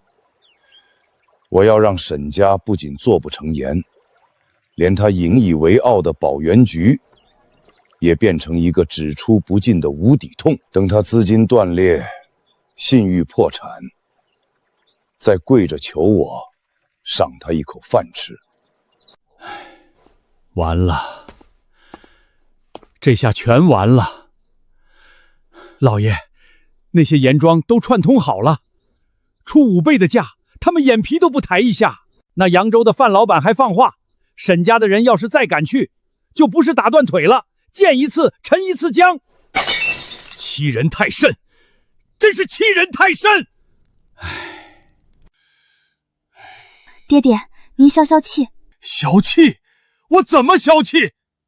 工坊停着，工匠闲着，每日的开销流水一样往外淌着，店铺卖不出1斤盐，名声眼看着就臭了，这是在割我心头肉啊！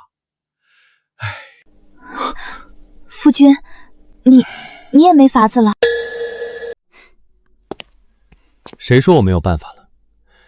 岳父大人、娘子，你们来看，他们封锁了陆地，我们何不向大海要盐？不行，绝对不行！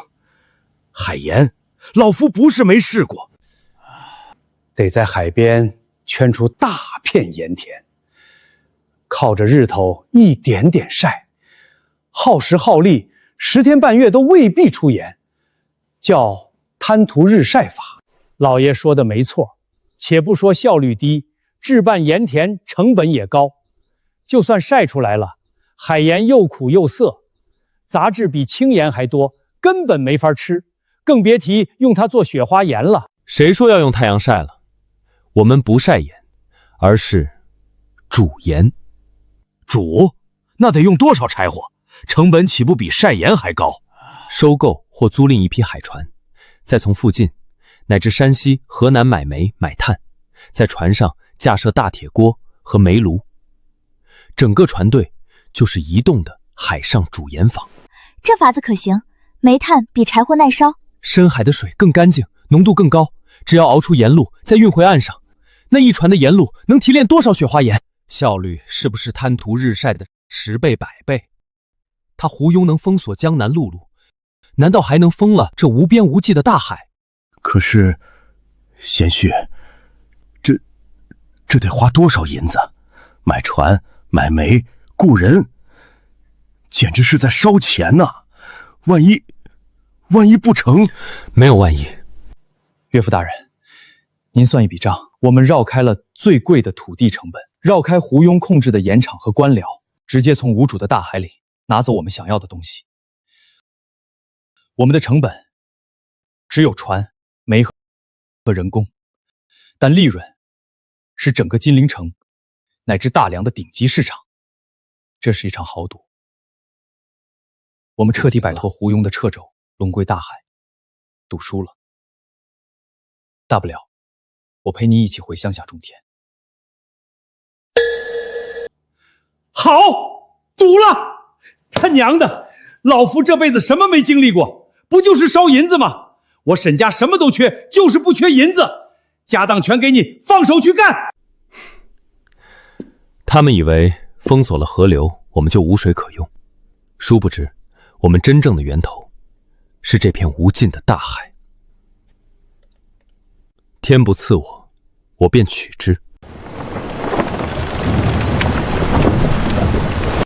半个月了，金陵城里沈家那狗屁的雪花盐铺子连个鬼影子都见不着。我听说啊，沈万三那老东西急得都病倒了。活该，一个卖绸缎的也敢来咱们碗里抢食，不知死活。还是杜先生高明啊，一招釜底抽薪，直接把那姓顾的小子打回原形。我听说保原局的船务也停工了，没钱了吗？诸位，沈家倒下是迟早的事，我们现在该议一议他沈家的铺子、人手，还有保原局的份子该如何分配了。不好了，各位老爷，不好了！嚎的什么丧？天塌下来了不成？天真的要塌了！金陵800里急报。哼，开张就开张，有什么大不了的？可是他们的雪花盐不卖钱了。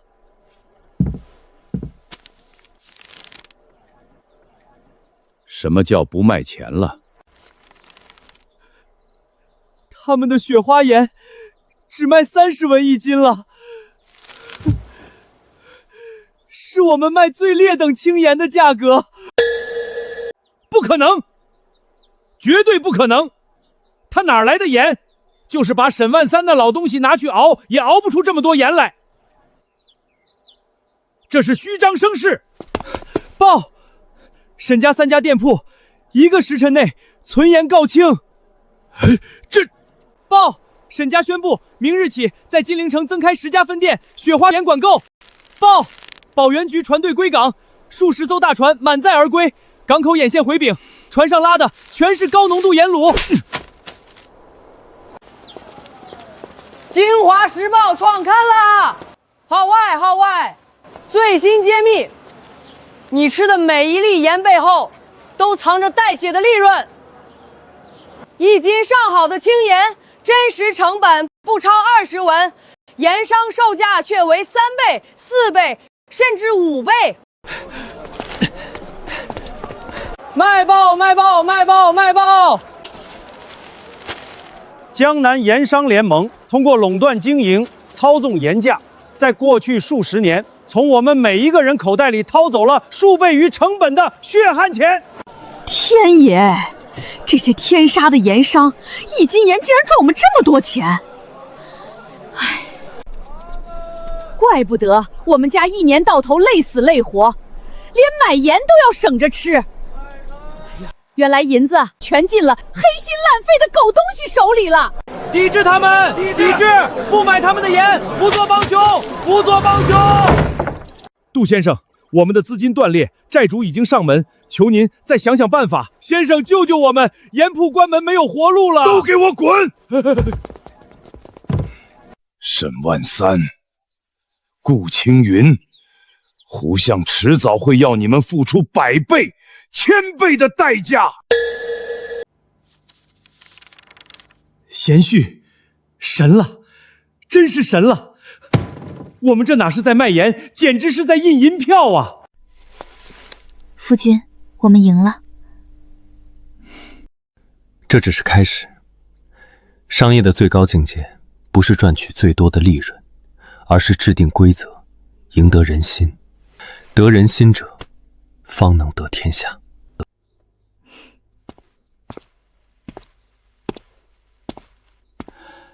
姑爷，这封信是一个陌生人放门口的，指名道姓要给您。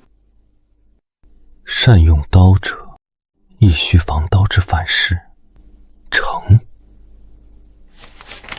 这是谁送来的？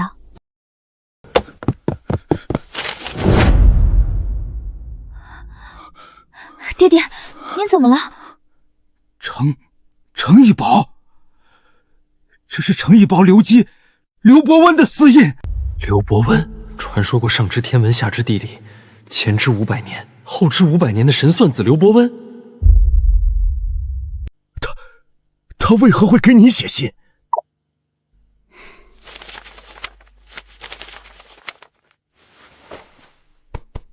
岳父大人，烦请备车，备一份厚礼，我要去一趟青田。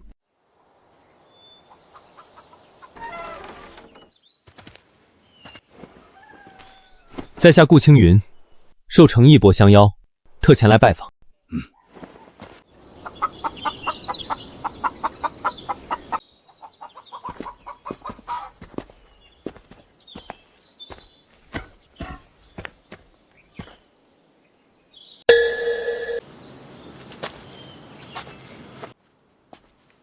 晚生顾青云，拜见程义伯。什么伯不伯的，就是个快入土的庄稼汉罢了。你就是那个用30文1斤的盐，搅得整个江南天翻地覆的后生。胆子不小，手段也够狠。哼，晚生不敢，只是想让百姓吃上便宜的盐罢了。是啊，让百姓吃便宜盐。可天底下最怕的就是有人想让百姓过得太好，因为那样就显得有些人太坏了。会下棋吗？略懂一二。那便陪我这个老头子下一盘吧。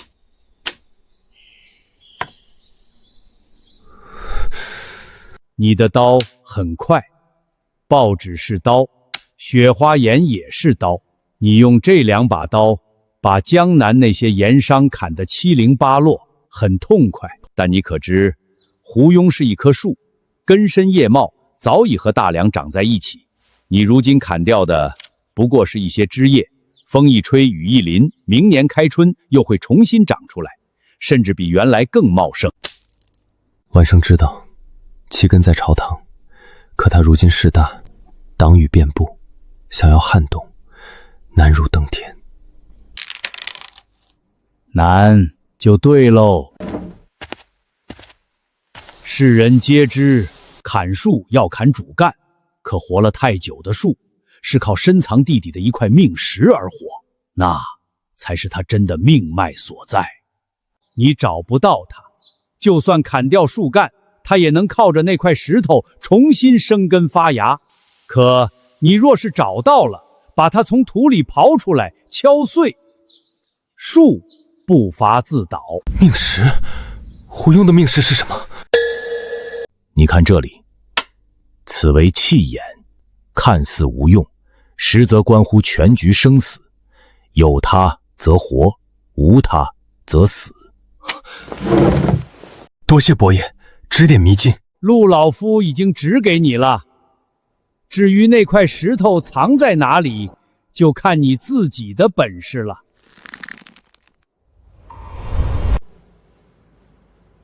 众卿若无事可奏，陛下，讲。臣有本要奏。臣要弹劾保元局行走顾青云。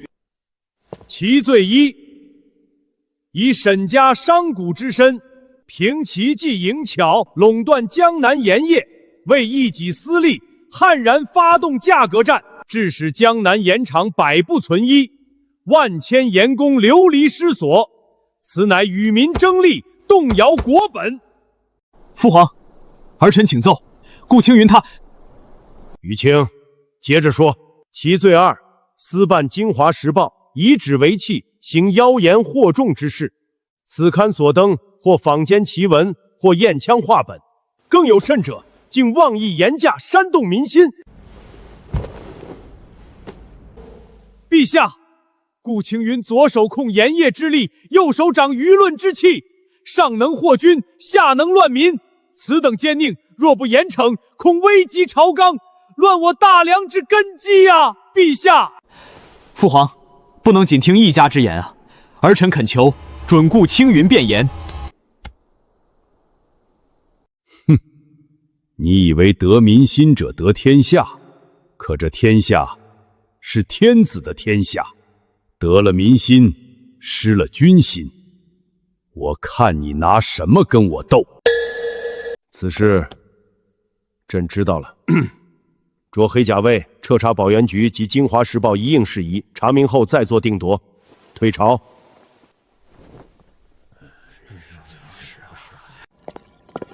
顾大人，太子殿下有请。微臣多谢太子殿下仗义直言。免礼。你实话告诉本宫，胡庸和于洪这招诛心之计，你打算如何应对？没打算应对。没打算？你当黑甲卫毛香是吃素的？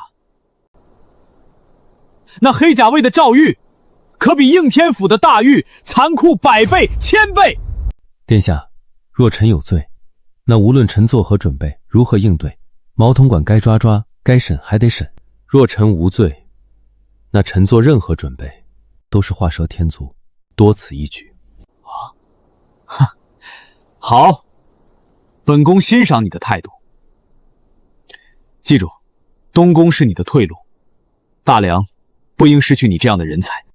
多谢殿下垂怜，微臣告退。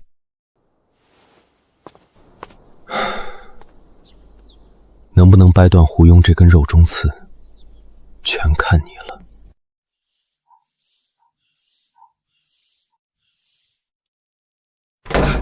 贤婿，你怎的还有心思坐着？那黑甲卫都要来抄家了。爹爹，陛下只是让彻查，您别自己吓自己。是，可胡庸在商场上栽了这么大个跟头，不会轻易放过我们的。唉，也怨我，当时一拍脑门就被说动了，没能拦住青云。爹，您当初将沈家托付给夫君，我们既沾了夫君光耀门楣的光，也该做好同进同退的准备。是，商场上的明枪暗箭，老夫从来不惧。可这一次，我们的对手是整个大梁的官僚体系，是高高在上的皇权。岳父，娘子，喝口茶，暖暖身子。想用朝堂的规矩杀我，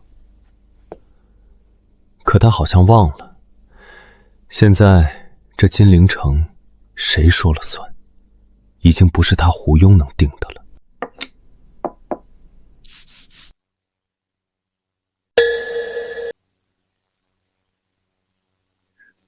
贤婿，你发烧了？这怎么还自己认罪了？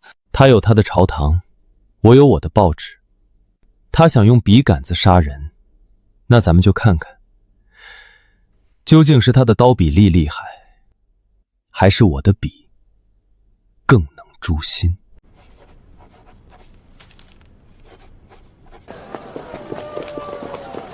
卖报卖报！京华时报号外，保原局行走，顾青云亲笔撰文，泣血自白。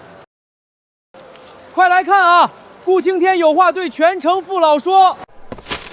我顾青云有罪。青云自入金陵，承蒙圣上与太子殿下厚爱，入保原局行走，惶恐之至，日夜不敢懈怠，只求为国为民，烧尽绵薄之力。然今日朝有御史以2大罪名弹劾于我，青云思前想后，辗转反侧，终觉御史大人所言极是，我顾青云有罪。第一，有罪于江南盐商，只因保原局所出雪花盐定价30文，百姓吃得起，断了盐商老爷们数倍暴利，与豪强争利，我罪大恶极。好你个顾青云，将计就计，本宫果然没看错人。第二，有罪于地方劣绅，因这一纸《京华时报》，只为无处申冤之百姓陈词，城西张屠户被骗之房契得以追回。是啊，是我呀！城南李老汉被打断腿，得以严惩凶徒。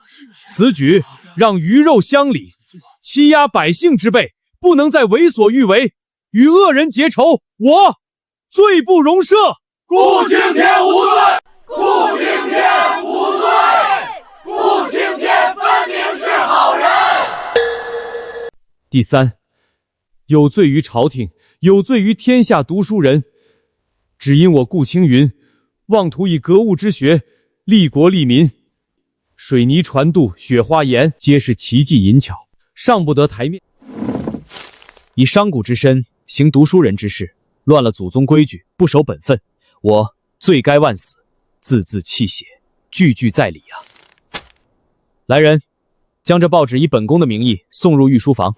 这哪里是认罪书，分明是血泪史啊！知娘贼，那些狗官自己不干人事儿，还不让别人干了。顾公子卖我们便宜盐，倒成罪过了。我家就是听了报纸，才把被恶霸占的田给要回来的。谁敢说顾青天有罪，我第一个跟他拼命！快来人，去把那报纸报社都给我查封收缴了，一张也不许留。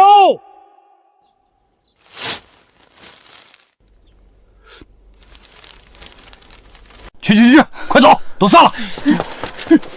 顾青云无罪，顾青天无罪，我等为顾青天请命。怎么，这就是黑甲卫查到的结果？禀陛下，这是百姓在宫门口请命的陈情文书。陛下，这报纸是从东宫递来的，您看，这是印刷体，那一份像是手抄本啊。陛下，这有行小字儿。这若为民生请罪，青云百思不悔，只求天日昭昭，还世间一个公道。陛下，臣恳请立即将顾青云下狱问罪，以正国法，以平民怨。于爱卿，你口口声声说民怨沸腾，那朕倒是想问问你，这就是你们说的民怨沸腾？朕看到的却是万民拥戴，是朕的子民为了一个肯为他们说话、肯卖他们便宜盐的人，自发的为他请命。此事到此为止，再有妄议者，与此同罪。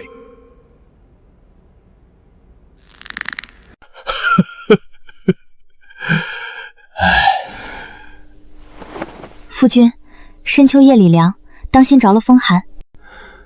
凌月，谢谢你，在最艰难的时刻愿意相信我。夫妇一体，夫君不必言谢。贤婿，你是如何断定陛下会放过你的？岳父可还记得程一博那封信？可你不是说他并未告知胡庸的命门所在？是，但他点醒了我。胡庸之所以难对付，除了是位居一品，有从龙之宫的首辅权臣，还因他遍及朝堂的门生故旧。淮西官员大多经他提拔而起，倒了一个王希烈，推出一个于洪，后面还有无数个。所以，夫君此举是在告诉陛下，你和胡庸一样，有不可替代的价值。他能操纵朝局和官员，而夫君你能引导和掌控民心。不错，我这把刀和胡庸一样，也能为帝王所用，甚至更加锋利。不对，不对呀，贤婿，他这一击未中，下一击怕是要拼上老本了。岳父大人，别急，他纵手眼通天，也挡不住我们的星辰大海。你们看，这是我手绘的世界地图，这里是倭国群岛，往南是南洋群岛，沿着南洋西行，还有黄金洲和香料大陆。贤婿，这就是你说的出海贸易的方向。咱们的船队真能从这大海上换回比丝绸和瓷器贵100倍的香料黄金。世上最赚钱的买卖，从来不是生产什么，而是定义稀缺。只要我们能去别人去不了的地方，哪怕是拉回一团石头，也能卖出黄金的价钱。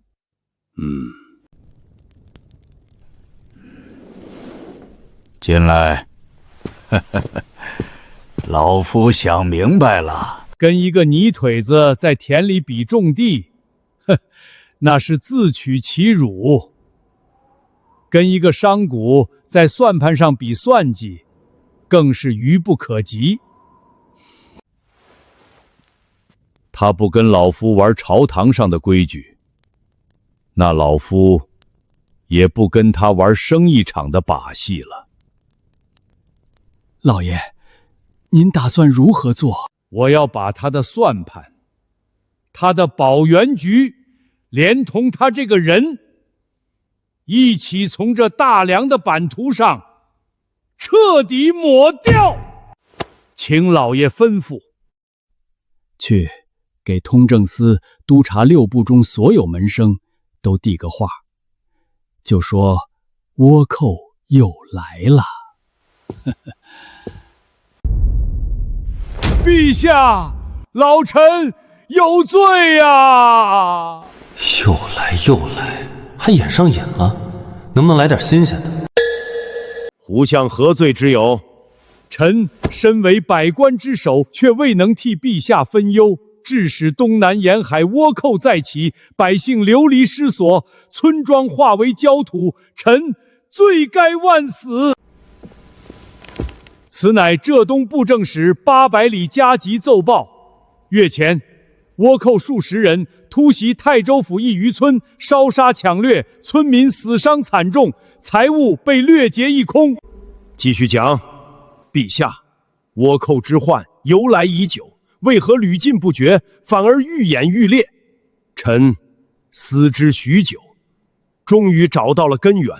根源就在于开海通商。好你个老狐狸，大蛇打七寸，专挑麻绳细处剪啊！父皇，儿臣以为，胡相所言过于危言耸听。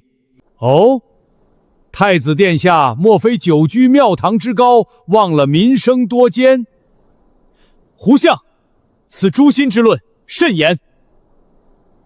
陛下，请恕老臣直言，正因开了海，商船往来不绝，才让倭寇有劫掠目标；正因开了港，才让倭寇有登陆缺口。倭寇之患虽紧要，可开海通商也是繁荣经济之要策。若因借使之窗，就要闭关锁国，那我大梁如何开疆拓土、大展宏图？以太子殿下之言，那出海的商税利银，比我大梁沿海万千百姓安危更甚，比海疆百年安宁更重。为些许商税之利，弃祖宗疆域之安，此乃本末倒置、祸国殃民之举。老臣恳请陛下，以江山社稷为重，以万民安危为念，重申海禁，片板不得下海。臣复议，请陛下重申海禁，以安海疆。臣等复议。此事事关重大，3日后再议。退朝。海禁，这才是他的底牌，真正的釜底抽薪啊！赶尽杀绝，不留余地吗？相爷，您这招真是神来之笔。那顾青云就算有3头6臂，也绝对想不到咱们会从海禁国策上动手。是啊，此策一出，他那什么保元局、雪花岩、什么出海船队，全都成了一堆废铜烂铁。我看他这次怎么死。对付一条在池塘里折腾的蛟龙，最好的法子不是下水和它搏斗，而是将池塘的水彻底抽干。相爷英明，我等自愧不如。顾青云是条蛟龙，可他的江河全在我大梁疆土之内，我便借陛下之手筑起一道通天大坝，让他永无入海之日。陛下本就对海外诸国心存戒备，倭寇更是心腹大患。我们拿倭寇给陛下递刀，分明是捅到了陛下心尖上。不错，我今日所奏，字字都是为国为民，句句都站在民族大义上。他顾青云不是会挑动人心，这招又如何呢？他那点蝇头小利，拿什么来反驳？可太子殿下似乎想保他，我怕。太子再大，也大不过祖制边防。3日后，就是他顾青云和沈万三的死期。完了，贤婿，这次是真的完了。海禁是祖制国策，谁敢反对，就是和祖宗规矩过不去。胡庸这一刀是借陛下的手和满朝文武的嘴来杀我们啊！爹爹，暖暖手吧。贤婿，听我一句劝，咱们认输吧，把保元局的份子和盐引交出去，再把金陵的铺子田产变卖了。咱们回苏州老家，关起门来还能过几年安生日子。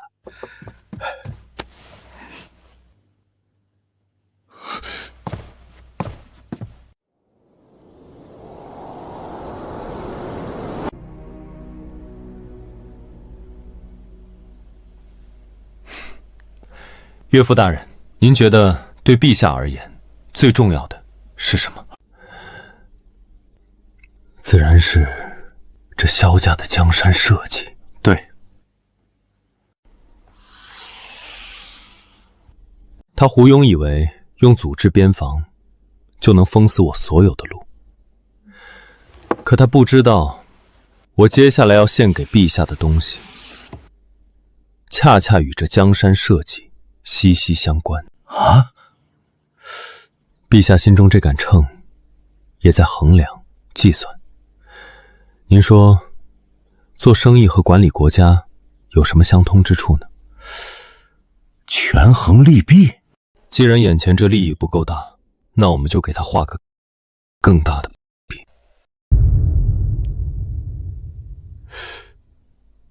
画饼。王伯，备车备礼，明日我要再去趟青田。伯爷，晚生顾青云特请您喝酒。你小子遇什么难题了？我可不是什么酒都喝的。晚生明白。上次来，闻见您屋里陈酿的酒香了。这是波斯国的琼浆玉液，您上脸尝尝。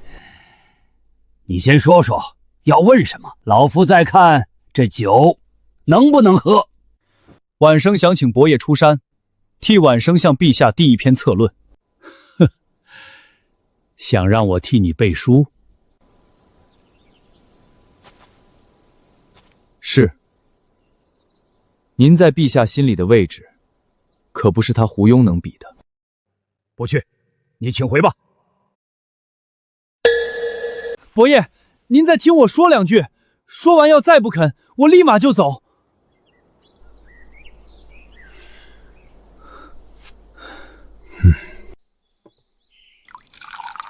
说吧，这碗酒喝完，关门谢客。是，我只说一句，以战养战，您肯吗？好，好。若不是老夫已年迈，定要收你做个关门弟子，倾囊相授。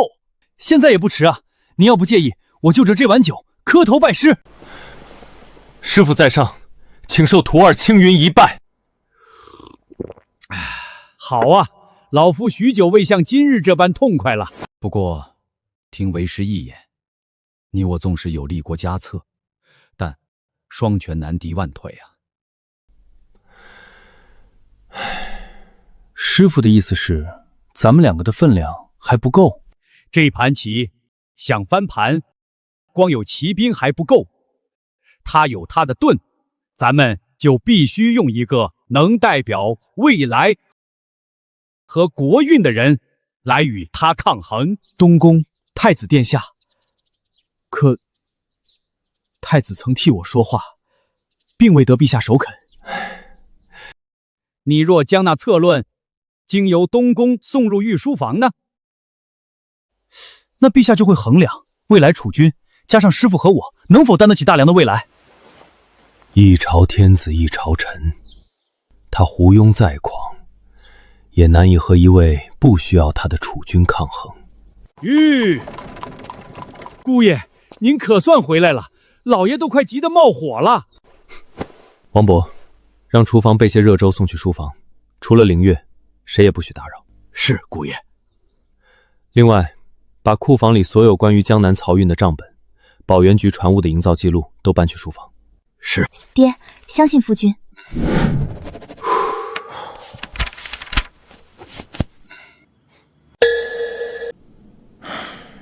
明日就是3日之期，若是海禁一下，大梁的未来……殿下，沈家派人送东西来了，快给本宫呈上来。大梁之未来，在海不在陆。开海可设市舶司广收商税，1年之入可抵江南秋粮，3年之后国库可再无亏空。以商税之银建皇家水师，10年之内，可得一支纵横四海、无敌于天下之铁军，倭寇之流挥手可灭。以水师之力护我商船，扬我大梁国威于海外，万国来朝指日可待。来人，传顾青云，不得让任何人知晓。是，殿下。臣顾青云参见太子殿下。爱卿不必多礼，坐。本宫想知道，那策论上写的究竟是爱卿胸中的锦绣文章，还是一个根本无法实现的痴人说梦？回殿下，臣不懂什么锦绣文章，臣只知道算账。殿下可曾算过，大梁1年有多少丝绸？若因海禁烂在江南的仓库里，损失几何？若出海，又能换回多少银子？若渔民不得出海，不能维持生计，又损失几何？若开海造船，多少木匠、铁匠能养家糊口，得以为生？你所言何尝不是本宫所想？可蓝图再好，终究是纸上谈兵。胡庸背后站着满朝守旧官员，此事一旦推行，必将引来朝野上下震动。若是加上程义伯呢？程义伯，你请得动程义伯出山？臣有幸得程义伯提点，收入门下。师父他老人家亲言，愿为大梁的未来一战。一旦失败，你万劫不复，而本宫也将威信扫地，动摇国本。顾青，这个风险太大，大到本宫赌不起。殿下，守城之君可保大梁百年安稳，但唯有开拓之主，方能开创大梁千百年未有之盛世。殿下，甘为守城之君乎？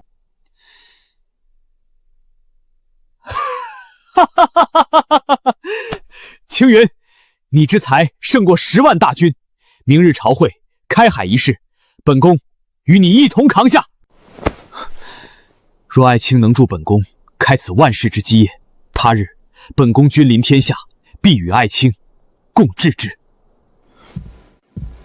众卿，可想好了？海禁一事有何新论？臣有本要奏。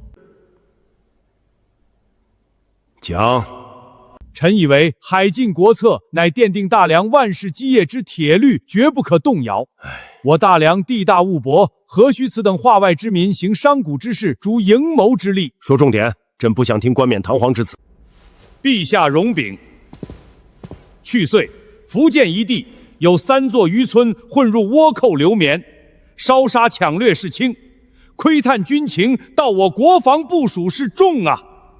陛下，臣要弹劾鼓吹开海之人，伤者重利轻义，国之蛀虫也。为一己之私，便欲动摇国本；更有甚者，勾结外敌，贩卖我大梁军械，此等行径与通敌卖国何异？御史中丞、上护军、资善大夫、太史令程义伯、刘伯温觐见。他怎么来了？好戏开场了。哼。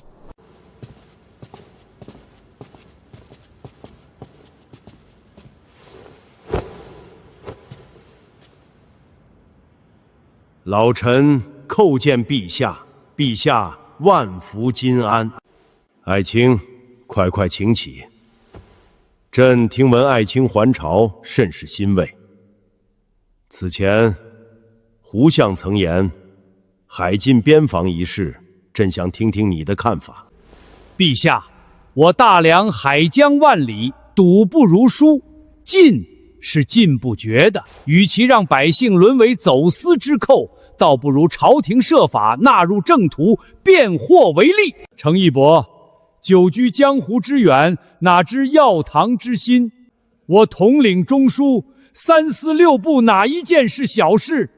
牵一发而动全身，难不成程义伯要替老夫分忧？国事亦是家事，老臣所言不令胡相满意，便请太子殿下一言吧。原来程义伯此来是为太子殿下打前锋的。臣今日不为私利，不为党争，只为我大梁万世之基。胡相，老夫退隐多年，陛下曾几度相邀亲授太子太傅，老夫婉言谢绝，未免朝臣多心，更未避党争之嫌。罢了。哼，太子，你有何见解？儿臣以为，组织边防不可轻动，然时移世易，法亦当与时俱进。出海与进海孰轻孰重，一算便知。数据账本不会撒谎。父皇请看，这是儿臣命保元局行走顾青云所著策论，出海之利弊，账目名册收之清晰。然儿臣想问父皇、胡相和满朝文武，4海之外，奇珍异宝堆积如山，大梁为何不取？若以战养战，有何不敢？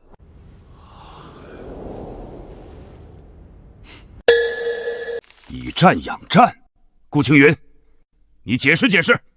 回禀陛下，臣所依据的是出海至黄金州香料国后贸易之税收，用以筹备水师击退倭寇，周而复始，拓土开疆。哼，黄口小儿，什么黄金州香料国，闻所未闻。百闻不如一见，臣不敢与胡相空口辩论，请陛下与满朝诸公看一样东西。准。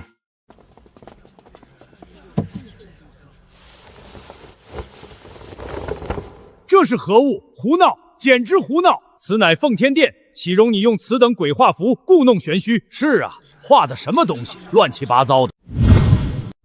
各位大人总在谈论天下，但你们是否真的知道这天下究竟有多大？陛下请看，这里是我煌煌大梁，这里是东洋，海军署的大人应该很熟悉，琉球群岛、倭国半岛都在此。再往东有一片更大的陆地，上面居住着红色的印第安人。不，你在妖言惑众！胡相，东洋的地图，琉球国主曾进贡过。这是南洋，与南洋相邻的，便是黄金州与新大陆。诸位大人总说倭寇之患难以根除，可大洋彼岸有无数比倭国富足百倍、强大百倍的国度。哼，南洋诸国未曾往来，岂非任凭你胡说？胡相啊，我是不曾去过，可前朝市舶司旧档一查便知，海上的记录也有佐证。黄金州上香料成山，便是寻常百姓家中的饭碗，也是纯银所制。不要用你的无知短见影响我大梁国运。此乃臣估算账册，若重开市舶司，所有进出港货物抽10之税率，仅丝绸、瓷器、茶叶，每年可为国库增收白银500万两。国库一年税入才多少？这仅港口税收就这么多？固步自封，我们的世界便只有圈里这么大。可若是扬帆出海，我大梁的世界才能变得和这张图一样大。不错，顾卿所言极是，老臣附议。你说的朕都明白了，可兵部所言倭寇之事如何解决？若为这500万两，使我大梁寸土，害我子民，再多银子，朕也宁可不要。陛下圣明，此等商贾之言，眼中只有金银，心中毫无家。胡相，稍安勿躁，微臣方才所言不过是开海之力，组建一支大梁开国以来史无前例的无敌水师，那才是以战养战。哼，老夫只问一句，钱从何来？每年莫说500万两，便是1000万也未必够用。钱就从这汪洋大海里来。市舶司的税银不入户部，设立一个水师衙门，专款专用，全部用于打造舰队、招募水兵。胡闹！这税银不入库，我户部年度清账如何筹算？户部欠的账单难道还少吗？待水师初具规模，便立即出海，剿灭倭寇，肃清航路。航路越安全，出海商船便越多，税银自然水涨船高，循环往复，打造更强大的舰队，让国力和财富滚雪球一般不断壮大。父皇，如此良策，儿臣恳请父皇为了大梁的未来应允。理论虽好，可你口中那无敌战船，比之当初献给朕的破浪号更甚吧？你保元局都未曾造出，谁能造得出来？陛下，臣携保元局已造出1/2等比的水泥战船，请陛下移步船库一观。水泥战船？陛下，臣脚下的船坞为特制的水泥所建，坚硬无比。这是何物？不合规制，简直不合规制！这材料既不是木头，如何浮于水面？来人，下水！将那些铅块放进甲板上。来人，取锤子来！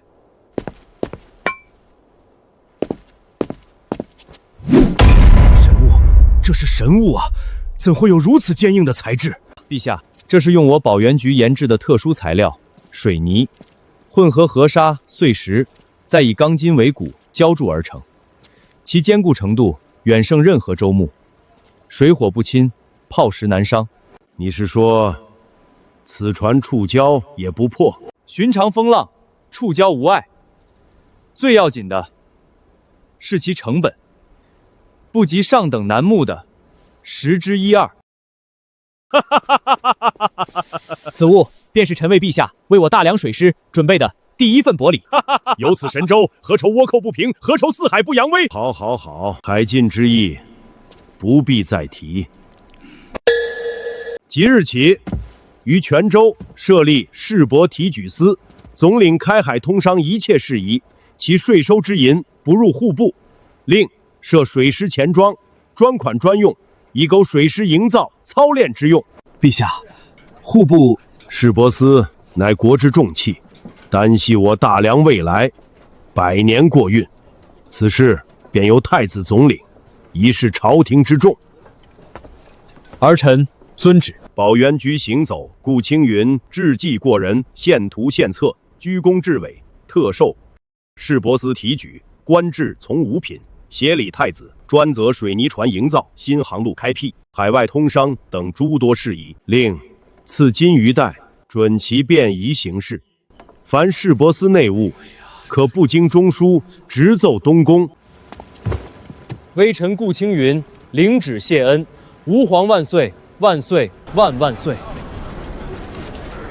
来来来，里边请，里边请。老爷说了，不管是谁，都得按规矩来。贤婿啊，岳父我这辈子都没想过，咱们沈家还有今天，不是靠金山银山，是靠这堂堂正正的官身，靠你给咱挣来天大的脸面啊！以后谁敢说我沈万三是下九流的商贾，谁还敢？我沈万三的女婿是从五品的朝廷命官，是协理太子的市舶司提举。姑爷，老爷燕王府的长史大人前来送贺礼。燕王，他不是在镇守北平吗？怎会来送贺礼？燕王萧成宇，未来皇帝，大梁天河之治开创者出现了吗？请他进来吧。下官葛城参见顾提举。葛长史远道而来，有失远迎，恕罪恕罪。些许北地薄礼，不成敬意。我家王爷听闻顾提举大才，为我大梁开辟100年财源，心中甚是钦佩，特命下官前来道贺。这是我家王爷亲笔密信，还请提举大人亲解。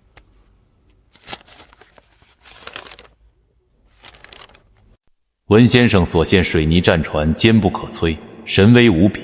若此神舟能用于我北境水师，何愁达怒不灭？不知本王是否有幸向先生请教一二，以解北境之苦。燕王殿下心系国事，镇守边疆，劳苦功高，青云佩服之至。待市舶司事务走上正轨，若有机会，定当向殿下请教北地铁血之君之道。那下官不打扰了，告辞。这位燕王殿下来者不善啊。岳父大人，您说错了。胡庸是摆在明面上的恶狼，他张牙舞爪，想的是把我们吞进肚子里，填饱他们的胃口。而这位燕王是蛰伏在北地深山里的猛虎。狼要吃肉，可猛虎想要的可能是整个天下。